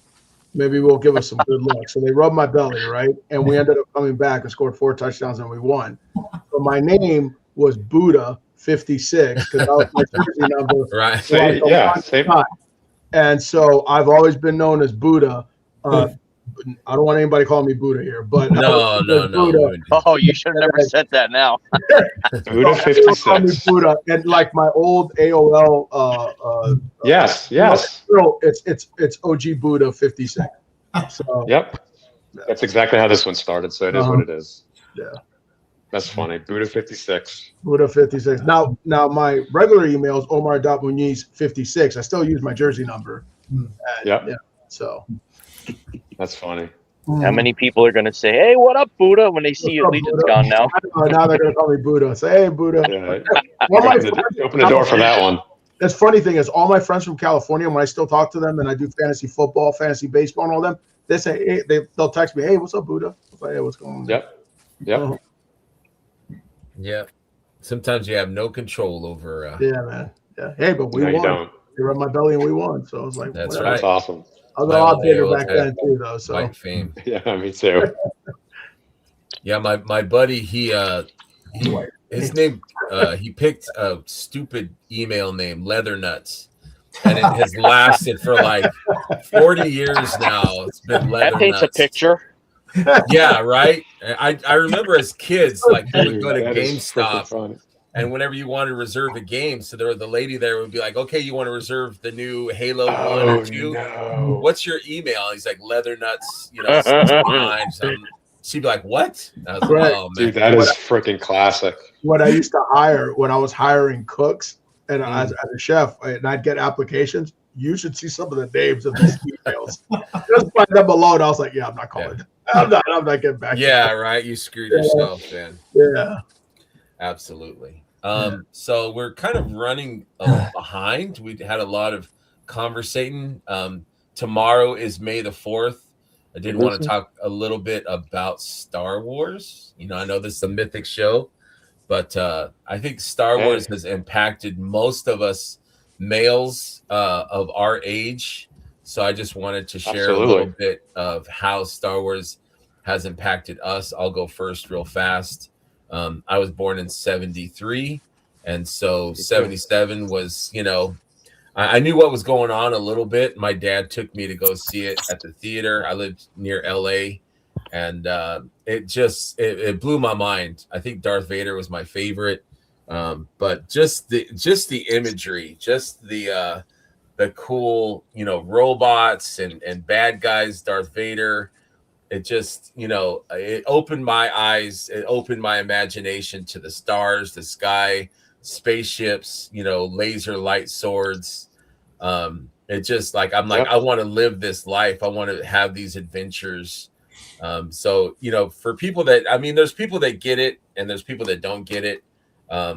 It's not a nerd thing. I think it's just like, it's an imagination thing. It kind of opened my eyes to a whole different universe that I don't know. I love Star Wars, and I always will. So that's just my thoughts. It's just a cool property. You captured my thoughts exactly as well. It's always been magical, you know. Yes, you know, we could go into it for another 3 hours about how corporation has ruined Star Wars or whatever, or certain people that work for Lucasfilm or whatever may have ruined it a little bit. But I just think back to, like, I look at, like, I think I have like this Star Wars storybook in my room somewhere, and I just look at those old pictures of you know, of an old beat up R2D2 and C3PO, like in the desert, and I just, like, it just takes me back to, like, you know, just watching it as a kid and just being in awe. You know, you didn't analyze stuff when you're a kid. You know, you just watched it and were just amazed by what you were seeing, the cantina and Chewbacca, and it just, I don't know, it's just a magic. It's kind of like Disneyland. You know, if you don't analyze it and dig into it, you know, if you just kind of embrace the magic part of it, then you can still feel it. You still feel like a kid again. Well, Greg, it was also most of our first forays into action figures. Yes, 100%. I mean, yeah, most of us, you know, I'm 73 also, and I started with Star Wars. And one of my first, I built a Jabba's palace out of a big block of styrofoam my dad brought home from a construction site. But I did the same thing. There was like there was walls in it, and like I had like little corridors, and I did a Death Star out of most of us started our action figure lives, careers with Star Wars figures. I did that with the Hoth set. I did foam. I did a whole foam Hoth set out of that. Yeah. I think it just really jump started our imagination. You know, before we had kind of the old, you know, I had like the Fisher Price, the adventure people, and that was rad. But, you know, when you see like these, you know, my first figure, I think, was Darth Vader and a Stormtrooper. And it was just like, holy crap, you know, these are just amazing. And it was also like, you can relive the adventures, you know, like we saw this movie and it was amazing. And then you've got these little action figures that you could carry in your pocket. I remember Han Solo. I remember I would just sit there and stare at him like, man, this is the coolest thing. Little red piping on his, you know, they had the little red on his leg, and his blaster was just like the, you know, and you look at it now and you're like, God, why, you know, his head looked terrible. And, you know, he didn't move very well. But like back then you were just like, this is incredible, you know. And then doesn't look like Harrison Ford. Right. Yeah. But like, you know, it did back then though. I hope it doesn't seem like I'm being too spoiled or something, but I remember when I finally got the Millennium Falcon, I put Han Solo and Chewbacca in that cockpit. Dude, that was like one of the greatest things of my life at the time. Like, this is incredible. I'm just picturing young Schmerber putting them in the Falcon. Right.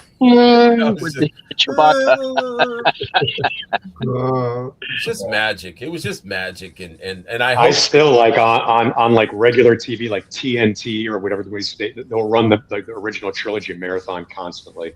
I can never change it. I just put it on a Saturday and leave it on all day with commercials and everything, and just it's on the whole day in the background. Absolutely, it's a comfort.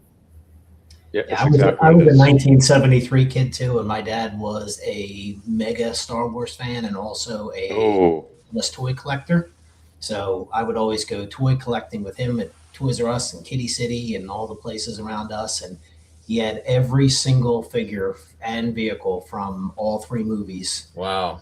And so that kind of got me going into getting figures and kind of got me set up for the 80s when He-Man and Transformers and G.I. Joe and Thundercats came. So that was it's kind of in my blood. I just, you know, when you get trips you used to go to like the Home Depot and stuff, and I'm like, let's go to the toy store instead. So we go to the toy store and go toy hunting. So it was Star Wars. That's awesome.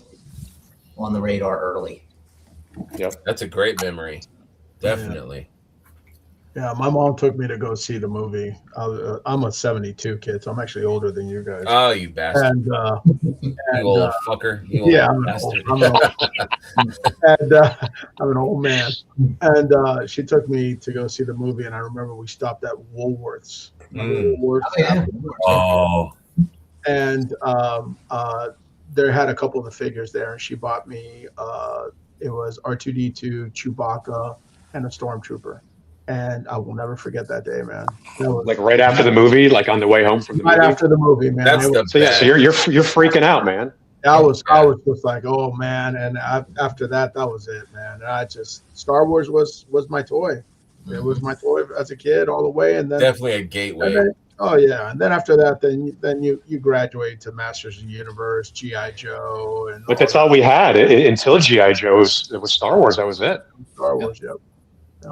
And this makes me think Michael Bentz was saying that he lost it in his sand pile. I mean, we would play outside, man. I remember getting a spaceship or an action figure or two and just going outside and digging holes or having like my mind was like, you know what, that would be a good area over there to play.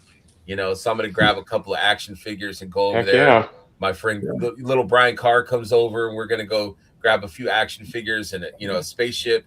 And we're going to have some adventures in the backyard, we would scout out places in the neighborhood. Like I said, look at that planter in that guy's front yard, man. We could exactly. I lost a lot of sand people and Jawas in the dirt. Oh, man. There's going to be archaeologists in the future finding I'm serious. I'd go cry to my mom, be like, I lost a Jawa. She's like, all right, let's go get you another Jawa. So we had a blizzard in 1981, and my brother and I went out and dug tunnels and made like Hoff and put all figures in there, and it was actually a good time to get 16 inches of snow. Yeah, see, right? In Florida, it was Endor or Tatooine. You weren't going to get Hoff. Yeah. Same, yeah. California was the same, yeah. With like what snow? I don't know what snow is. Let's go outside and play in the dirt with our mythic legions. No. You don't want to bury any of those, so they disappear. You can't find them. Once lost my snowcat until May. Chad's in Newfoundland, so that's a reality for sure. Yeah. Absolutely. Think of the random houses that have Star Wars and G.I. Joe on their sidewalks, right? Yep. Hot Wheels too, man. I lost a lot of Hot Wheels. Yeah. Lost a Stormtrooper in a pile of snow from my dad plowing the driveway, mix of snow and gravel. Found it in the spring. Yep. Funny.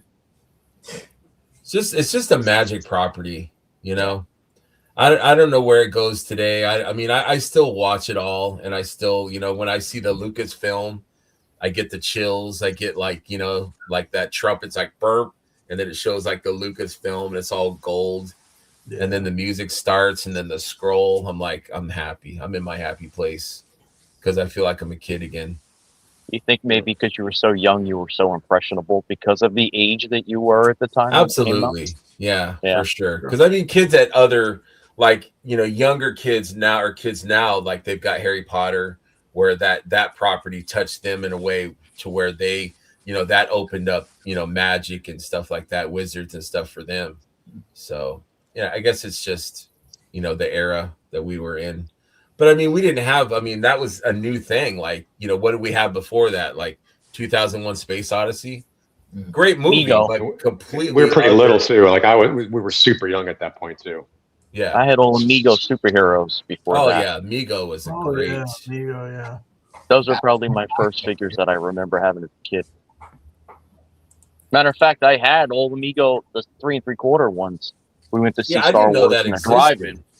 I didn't know there was a different scale to the Migos, because I had the bigger ones, the Star Trek and the I had Superman and Batman and stuff. I had no idea that they were a smaller.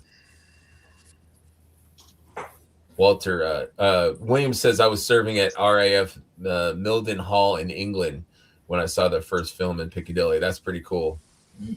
I always wanted to see it in the Man's Theater in LA, but I still want to see that theater. So the Man's Theater, I saw Temple of Doom in the Man's Theater. Nice. Oh man. All the concrete, like there's little pads that's right in front of the theater, and they're all like Clark Gable, Harrison Ford, R2D2 and C3PO. It's insane. You're like, John Wayne's boot was like this big. You're like, what the hell? But it's super cool. You know what they say about big feet, right? Would you rather see a Spielberg movie of Mythic Legions or a Lucas film of Cosmic? I think Lucas and Cosmic, I think. That's a good question, Walter. That's a good question. That is a good question. I don't know. I think I'd rather see a Spielberg movie of Mythic Legions. Yeah, probably me too. Yeah. The Crouch ones came with the stand. I did not know that. I don't think I've ever seen them. Mm-hmm. Look those up. They had a orange brick shaped stand, had a brick pattern in it, and their feet would hook in the holes in the stand to hold them up. I entirely missed that line. Did not see that. I don't remember these either. I'm just feeling like it's really weird that I'm the young one in the group. I'm not used to that shit. You're the baby? Yeah, I think so. I'm not sure when. I know Paul's pretty young too. Yeah, I'm not sure when what year Paul was born in, but I'm 79. 74. Okay. Oh, sweet. Yeah, this is new. Well, This is different for me. I'm normally like the old guy in the group, so this is kind of. Yeah.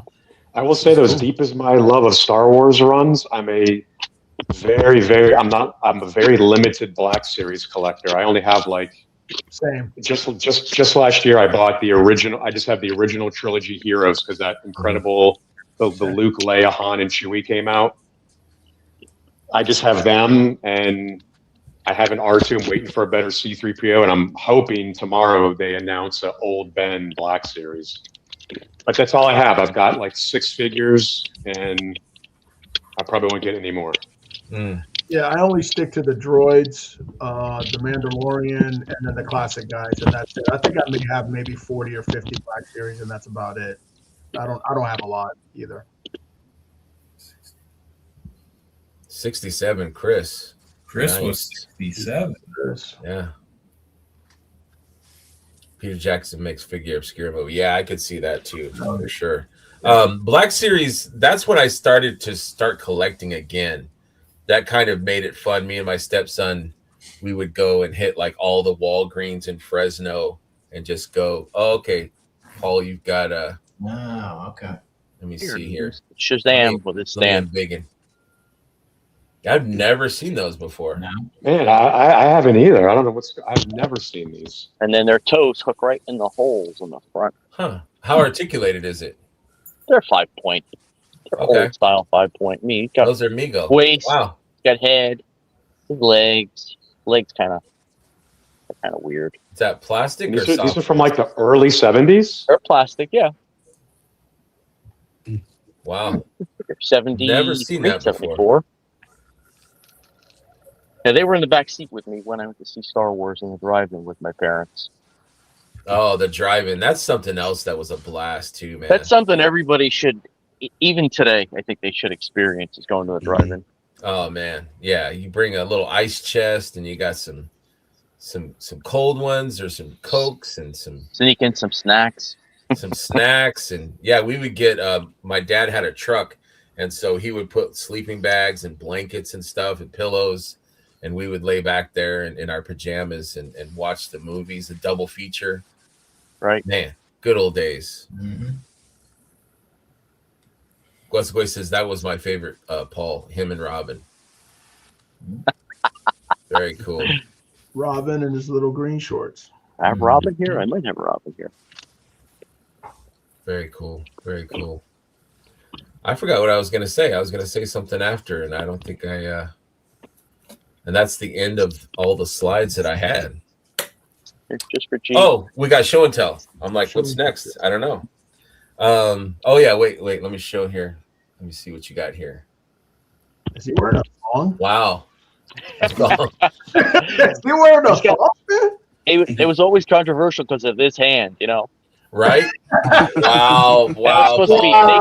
They came with bat rope, so wow. That was the thing. Yeah, he's got an odd hand there. Yeah. Man, he's European. He's got a thong. Here, just for you. Walter said I had that Robin. See, I never saw those before. I've never seen those. Well, we know what you'll be searching for next. Yeah, for sure. That'll be on your list. I still love the Migos. I went and bought most of the Star Trek.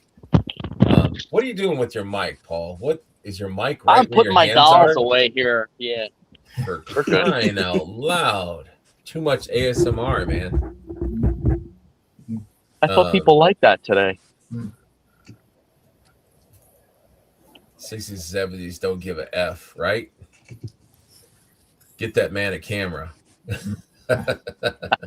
You wanted me to use the phone, so now I'm on the phone.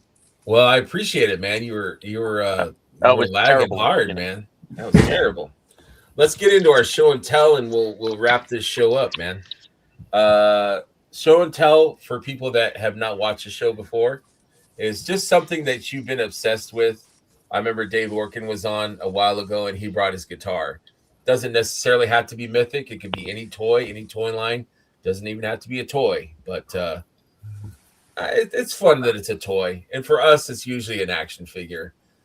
Really digging this Highland Warrior figure. I thought that I would like it when they first revealed it, but in hand, I really, really dig it, man. It's just a cool, simple figure. Really like it. That's something really nice. I've been obsessed with. And then also, where'd they go? I lost him. Oh, you picked Santa, huh? Yeah. Where'd they go? Oh, here they are. Sorry. I had them set out for show and tell. These are the Fexed Hobby Acid Rain figures. Very cool. And just digging these. I really like the robots more. They're little plastic things. The visor piece comes off. And then there's a other headpiece that comes with it, so you could change it out. This one has a little scarf that you can take on and off. You don't have to have it on there. But I don't know, they're just fun figures. They sell out pretty fast. They're only like $30, but they're a lot of fun. I'm kind of obsessed with these right now. But they're Fexed Hobby Acid Rain figures. And they scale with Monster Force and Valiverse and Classified and stuff like that. So that's my show and tell. How about you, Mr. Mike? What you got? Were you napping? No, I wasn't napping. Right here. Look at that. Wow. Those are so fun. Wow. Yes. Oh my gosh. This is the Nanmu Smart Series 3.0 T-Rex. And then we got the Jurassic Spinosaurus version. These things are great. Oh my God. Where do you get those at? Those are awesome. Lana Time Shop. But these are, I mean, they sell out. I mean, once the pre-order's done, they're done. I mean, they're gone. I think right now they have, I don't know what they're going into next. I think they might have an Allosaurus coming up. And they have these crocodiles I'll probably get just to go with my Mythics. They're good. They're really cool. What's that? Type, or you're on your phone, aren't you? No, I'm on a computer. Oh, okay. Can you type in the comments the name of the website to get those? Yeah, I wouldn't mind. I wouldn't mind doing a little browse. Looks amazing and articulated. They do. Oh, yeah, they're articulated. I'm a T-Rex guy, so I would like to see a Triceratops. I like Triceratops. They don't. Then the 3.0. So the 3.0 is their mega articulation ones. So they don't have a Triceratops yet. Okay. Mattel would have kept going with the Amber series, the 1/12 line they were doing. They had those really awesome Raptors. It would have been great to like. I would have definitely done like a HasLab for a T-Rex in a 1/12 scale, like big badass T-Rex and something like that would have been great. Heck yeah. Okay, so let me put this in the comments. But anyways, I love Jurassic Park, and I love dinosaurs. And when it came up in my feed, and I saw the T-Rex, and I'm like, "Are you kidding me?" And they had it for pre-order. I pre-ordered it, and it came, and I'm like, "Holy shit!" Yeah, pretty cool. There's two colors. I got both colors. I got both colors of the Spinosaurus. Mm-hmm. So if they continue to do those, I'm going to grab them. They're cool. And I think the T-Rex was $99. Spinosaurus was $80. Yeah. So let's. And you don't collect anything else, do you, Mike? You're pretty much a mythic guy. 4 Horsemen. I pick and choose Creative Beast Studios, which they're really good with the dinosaurs. I'm the only. So Mondo, I like their Masters of the Universe. That's this guy right here. Only the original. Okay, my Masters of the Universe is Apocalyptic Eternia, is the first 4 mini comics. So I love the 8-back. Those characters only, other than Trapjaw. Trapjaw you can throw in there also. So Alcala Skeletor is your Skeletor. What's that? Alcala Skeletor is your Skeletor then. Yes, absolutely. Trapjaw is the only Mondo that I have is Trapjaw. Yeah, I got that one too. It's the only non-82 Mondo I have. So I'm looking forward to them coming out with a Stratos and a Zodak eventually. The rest of them, I don't even care about. Like that movie coming out, I want nothing to do with. Absolutely nothing. I think it looks cool. Well, you're going to hate my show and tell then. Well, no, I mean, I'll love your show and tell because you're showing it to us, but if it's, I just want nothing to do with it. No interest. Right on. No interest. In fact, the worst IP character, my favorite IP character of all time, of course, is Scapular. Of course. My worst IP character of all time, and I want to choke this little bastard out every time. Orko. Orko. Oh, Can't stand him. And Prince Adam's pretty close. Cannot stand that. He's up there. Yes, but it comes down to where I was. Snarf for me. 8 years old in 82. Yeah. You get these great mini comics come out. You have a great story. It's so dark. It's so, I love those comics.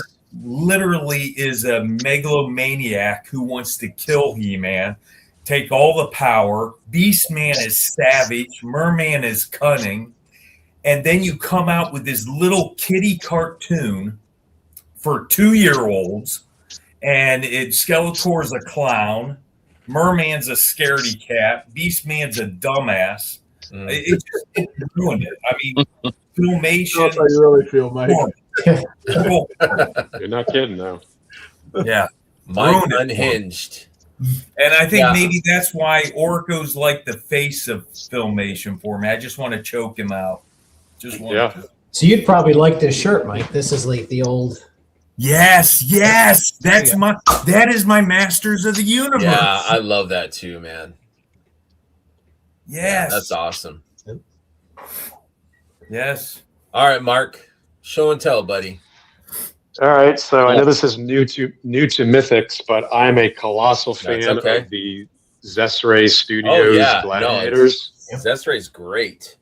And they pose like butter. They're super realistic. I love them. You know, they make name characters. I've got them all. They also released 2 trainees that came with like wooden swords and wooden shields. This was one of the trainees, but then they also sell like armor and weapons packs. So I took a trainee and I fitted him out, and he's one of my favorites. So yeah, I'm a big Zesray Studios. I don't know if I'm pronouncing it right. I call it Zesray. Yeah. Anyway, I love their gladiators. That's my show and tell. And they move so good, man. Dude, they're like butter. They're just they pose so smooth and outstanding. I love them. I've got this one here. It's a great figure too. I've got the whole line basically. You know what? I don't like. It's surprising. I don't like the new like women gladiator ones. No, I know that I should. I'm not a fan of them. I do have that gold Hilda the Barbarian. She's awesome. I also have like some of the Roman like generals and guards and stuff. But I love that line. Yeah, they move really well. They're great figures. They absolutely do. Very smooth. Good show and tell, my friend. All right, Mr. Carr. Well, I love anything. Where's Cuddles at? I don't see Cuddles. She's up in bed. Oh, is she? She's retired for the afternoon. She might nap time. I love anything Sesame Street and all the NECA, the new stuff. But even I don't love Super 7, but I love these little dudes that they do. Yes. If you remember the little typewriter guy, I need one of those. I dig that guy. And his little wheels roll. I got a bunch of them, but Cosmic, I really didn't get that much into Cosmic until Ox Crew, and now I'm trying to go back. And I thank Omar for hooking me up with this guy. Nice. I never had this guy, and I went back. I'm like, how do I not have this guy? And then Omar graciously hooked me up with this guy. So my Cosmic is growing. Anytime. And my latest Transformer. So all of the Decepticons from Fans Toys. So this is the new long haul. Man, like, you've been waiting for that guy, right? Actually, Brian, do they turn into Devastator? Do they turn into Devastator? Is he that big? Yeah. Yes, Devastator will be massive. Oh, wow. That's going to be huge. The Devastator, I actually have a Devastator from a different company that I like. So I'm keeping that, and I'm just getting these for the bot mode. Okay. But they're going real toony. So the Devastator that these guys are going to make is super toony. But like I think I showed the Menasor before from a company that I had, and he's like 11 pounds. So they are a lot of metal, a lot of metallic paint. They're real high quality dudes. Nice. So that guy, and then this guy, I never got this guy. I didn't think I would like him that as much, and he looks great, man. He is amazing. I love that dude. And I can't wait for the white one. So that guy. Then just yesterday, I got in the new Dreadnought. Oh yeah, I pre-ordered her. That's a good looking figure. Zanya. So yeah, she looks good. Give that to Zartan, and she can keep that. And then lastly, the new. Yeah, that's a good one too. Oh, he looks good. Yeah, so he comes with that, and then he also comes with the old McFarlane head from. So. Oh yeah, cool. Yeah, the '90s McFarlane head, and then that's it for me. Your Marvel Legends shelves are amazing. Like it's Brian's whole back wall of his basement is just an amazing curated wall, like shelves. How many shelves is it? Like 4 or 5? It's like it's like 3 or 4 bookcases together, so it's like 20 shelves. Yeah, it's chef's kiss. Beautiful stuff. Thank you. Okay, who's next? Omar? I'm just kidding. Go ahead, Paul. Show and tell, buddy. Always got to bust my balls. I got to, man. I love you, Greg. I love you too, buddy. I had to pick her up yesterday from Shop Curiosity. Yep. Nice, brother. Also got I got a cool figure. sticker. Cool sticker from Shop Curiosity yesterday with Scare Glow. That is awesome. Cool. That's awesome. That is a cool. And then I also got a shirt from there with Scare Glow on it. Ah, that's cool. Had to pick up Neve. Yes. Oh, she's my favorite female, man. Beautiful figure. What else? And another Silver Knight because I love this figure so much. Oh, did they have some there? They had a handful of them on the table. It. Yeah, they had none at Zolo. I mean, with that blue shield soldier coming out, all those parts are going to be perfect for this to swap with.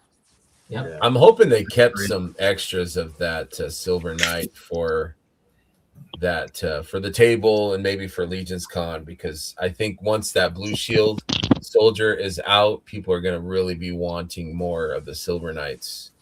Mm-hmm. So, also cool. Superman. Which one is that one?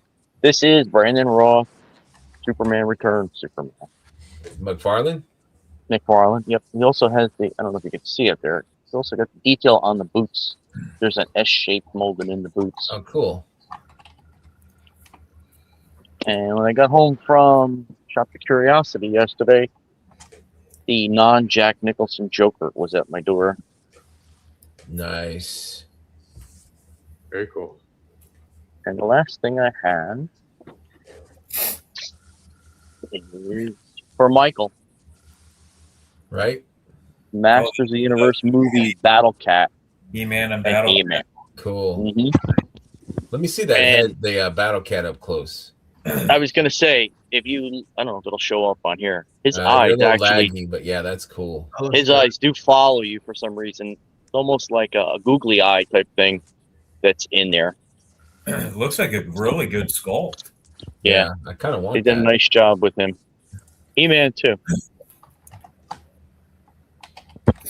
Very cool. Very cool. All right, leave your microphone alone, man. Leave your microphone alone. Okay, thanks, Paul. Appreciate that, Paul.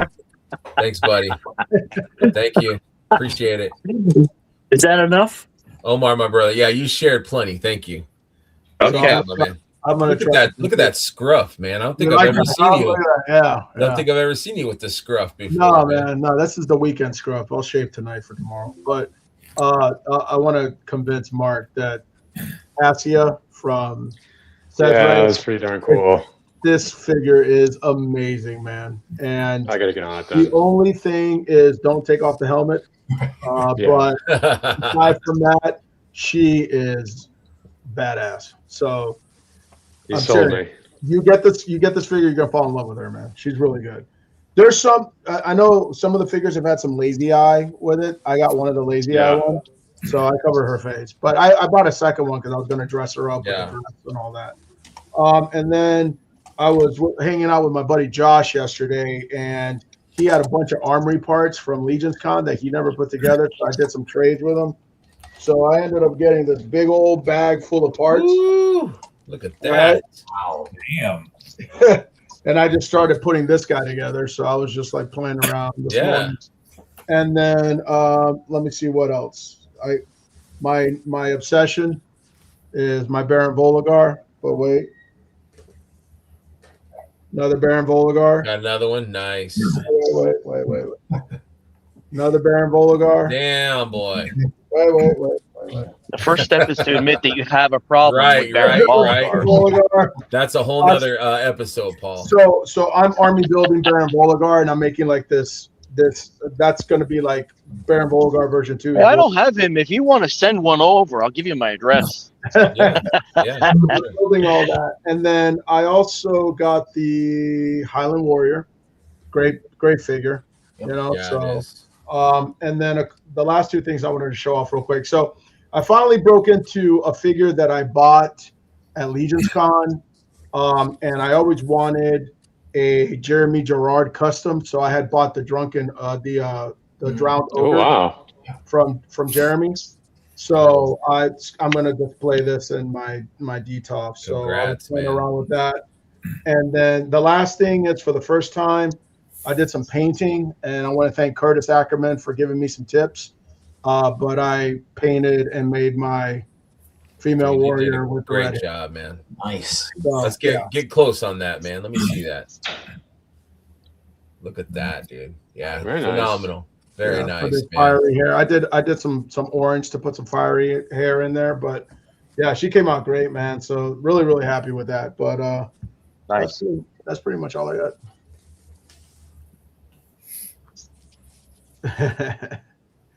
Oh, you have a dozen? Nice, Walter. Nice. So now, is this going to encourage you to keep painting? Since you started painting? Yeah, I'm gonna. I bought a whole bunch of stuff, so now I'm gonna paint now. I feel a little more confident now.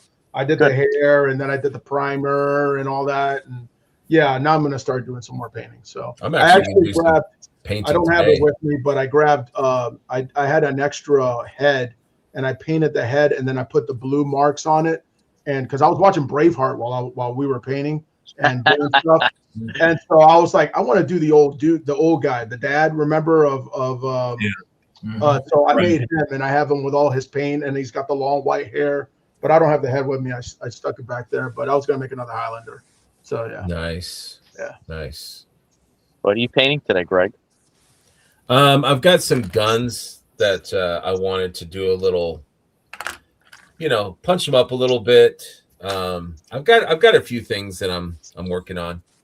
I'll send you some pictures. I have actually a head sculpt of my own head, and I keep messing it up. I keep, which is easy to do, with my head. It's, but I'm trying to do like a wash. Like I primed it, and it just keeps getting like skin tone is very difficult for me, I guess. But I'm trying to make it look like a human being, and it's not working out so well. But yeah, I got a head sculpt from Pete Johnson at Legion's Con 2 years ago, and I've been wanting to paint it and put it on a dad bod figure. But I don't know. He scanned your head then. Yeah. Mm-hmm. Yes, sir. Yes, sir. Cool.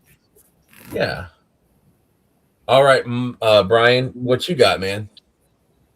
Thanks to Art G, I did get the Highland Warrior in, but he's already put away, so I don't really have him to show off. But like one of the main things I got recently are these guys, and they've been like a lot of fun to mess around with. Those look rad, man. Adding some accessories to it that will be coming to CarverCon. Yes, I'm excited about that, man. Yeah, I do too. So make a bunch of those. You don't want to sell out, man. I want to make sure that you're gonna have different colors and stuff. Oh wow, that's cool, man. I just only have I only bought a few different bulbs to mess around with because this is my first time messing with these things. So yeah, so there'll be different colors available and stuff. My plan is to have a pack of them. I'm still working on other designs and stuff and getting very it all nice figured out better. But yeah, that's the main things I've been messing. These things are just so much fun, like just to pick up and screw around with. I have to keep posing them, and I don't really want to put them away yet because I've just been having a lot of fun just screwing around. Absolutely. Other than that, I bought a bunch of foam. Yeah, that's I just stocked up too. Yeah, that Brian, gold. Before we go, do you want to talk a little bit about CarverCon and what's going on with that, man? Well, there's not. I think I got a few new people involved. I'm really excited because there's this local woman who does these clay like dragons that she associates them with, like she puts them with like D&D dice and stuff, and they're really freaking cool. And she's like, I don't feel like I belong here, but she's going to be doing the con, so definitely check out her stuff. She's got a lot of really cool things. I can't remember her IG off the top of my head. It's like Mira Kraken or something like that. Mm-hmm. But I'm really excited for her to be there. She's, like I said, really nervous and everything to be there. But there's a couple other people that's popped in to it. I just ordered something that's really special for the con that will be displayed next to the community thing. Cool. I don't really want to say much about that. I just want people to kind of see it as they go by, because it's going to be like it's a good thing that I haven't seen done yet anywhere. That it's about community. So nice. So rooms are available. Yep. Are you putting a cap? I think you have a date on vendors to reach out to you? Yeah, June 1st will be the cutoff for that, so that way I can get the floor plan figured out the rest of the way. I got some spots available still. So can I make a request while I'm on my show? Can I be next to Brett?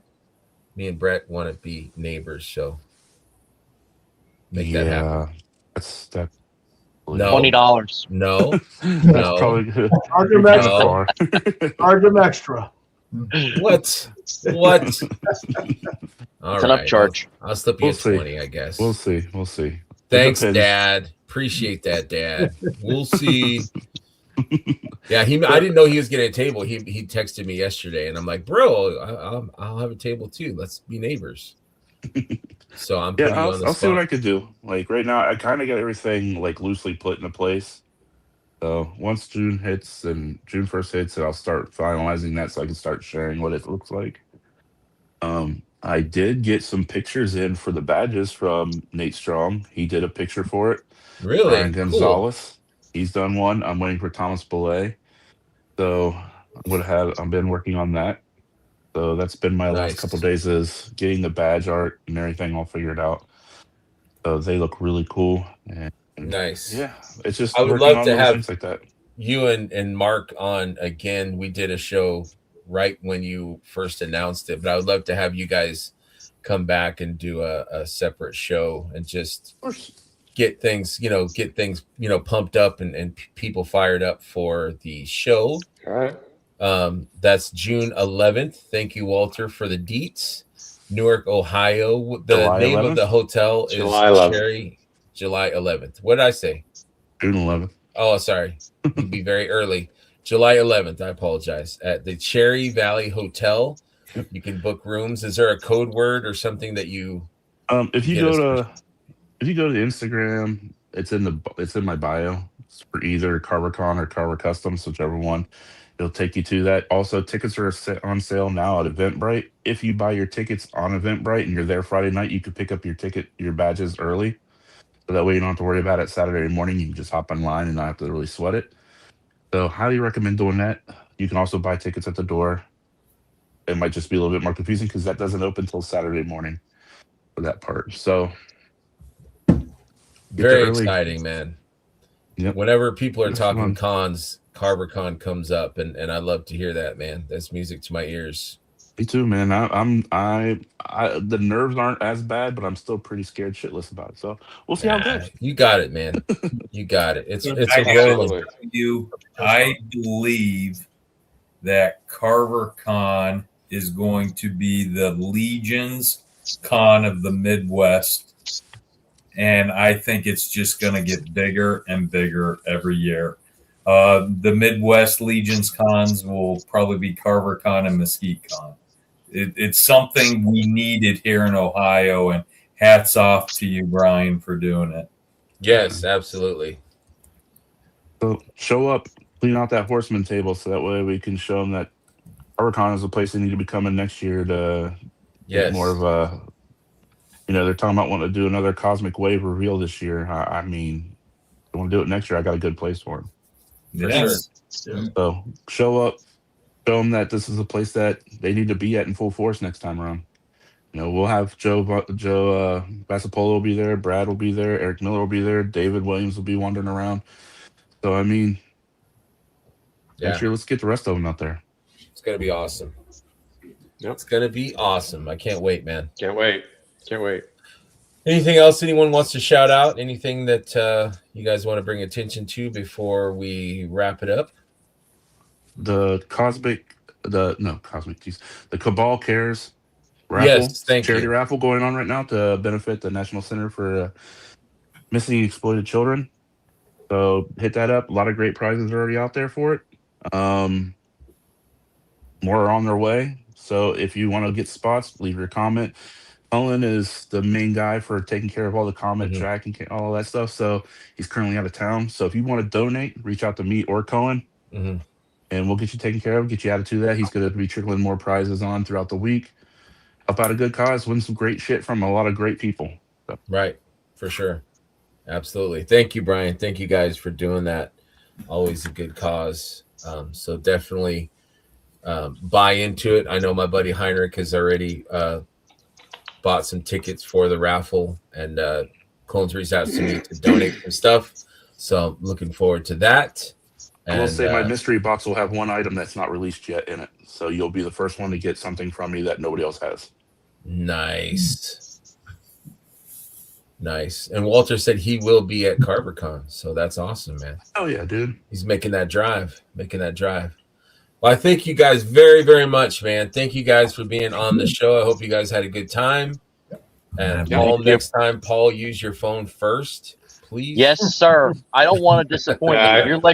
You're like one of the teachers that we had in school that was the kids looked up to. I don't want to disappoint Uncle Schmerber.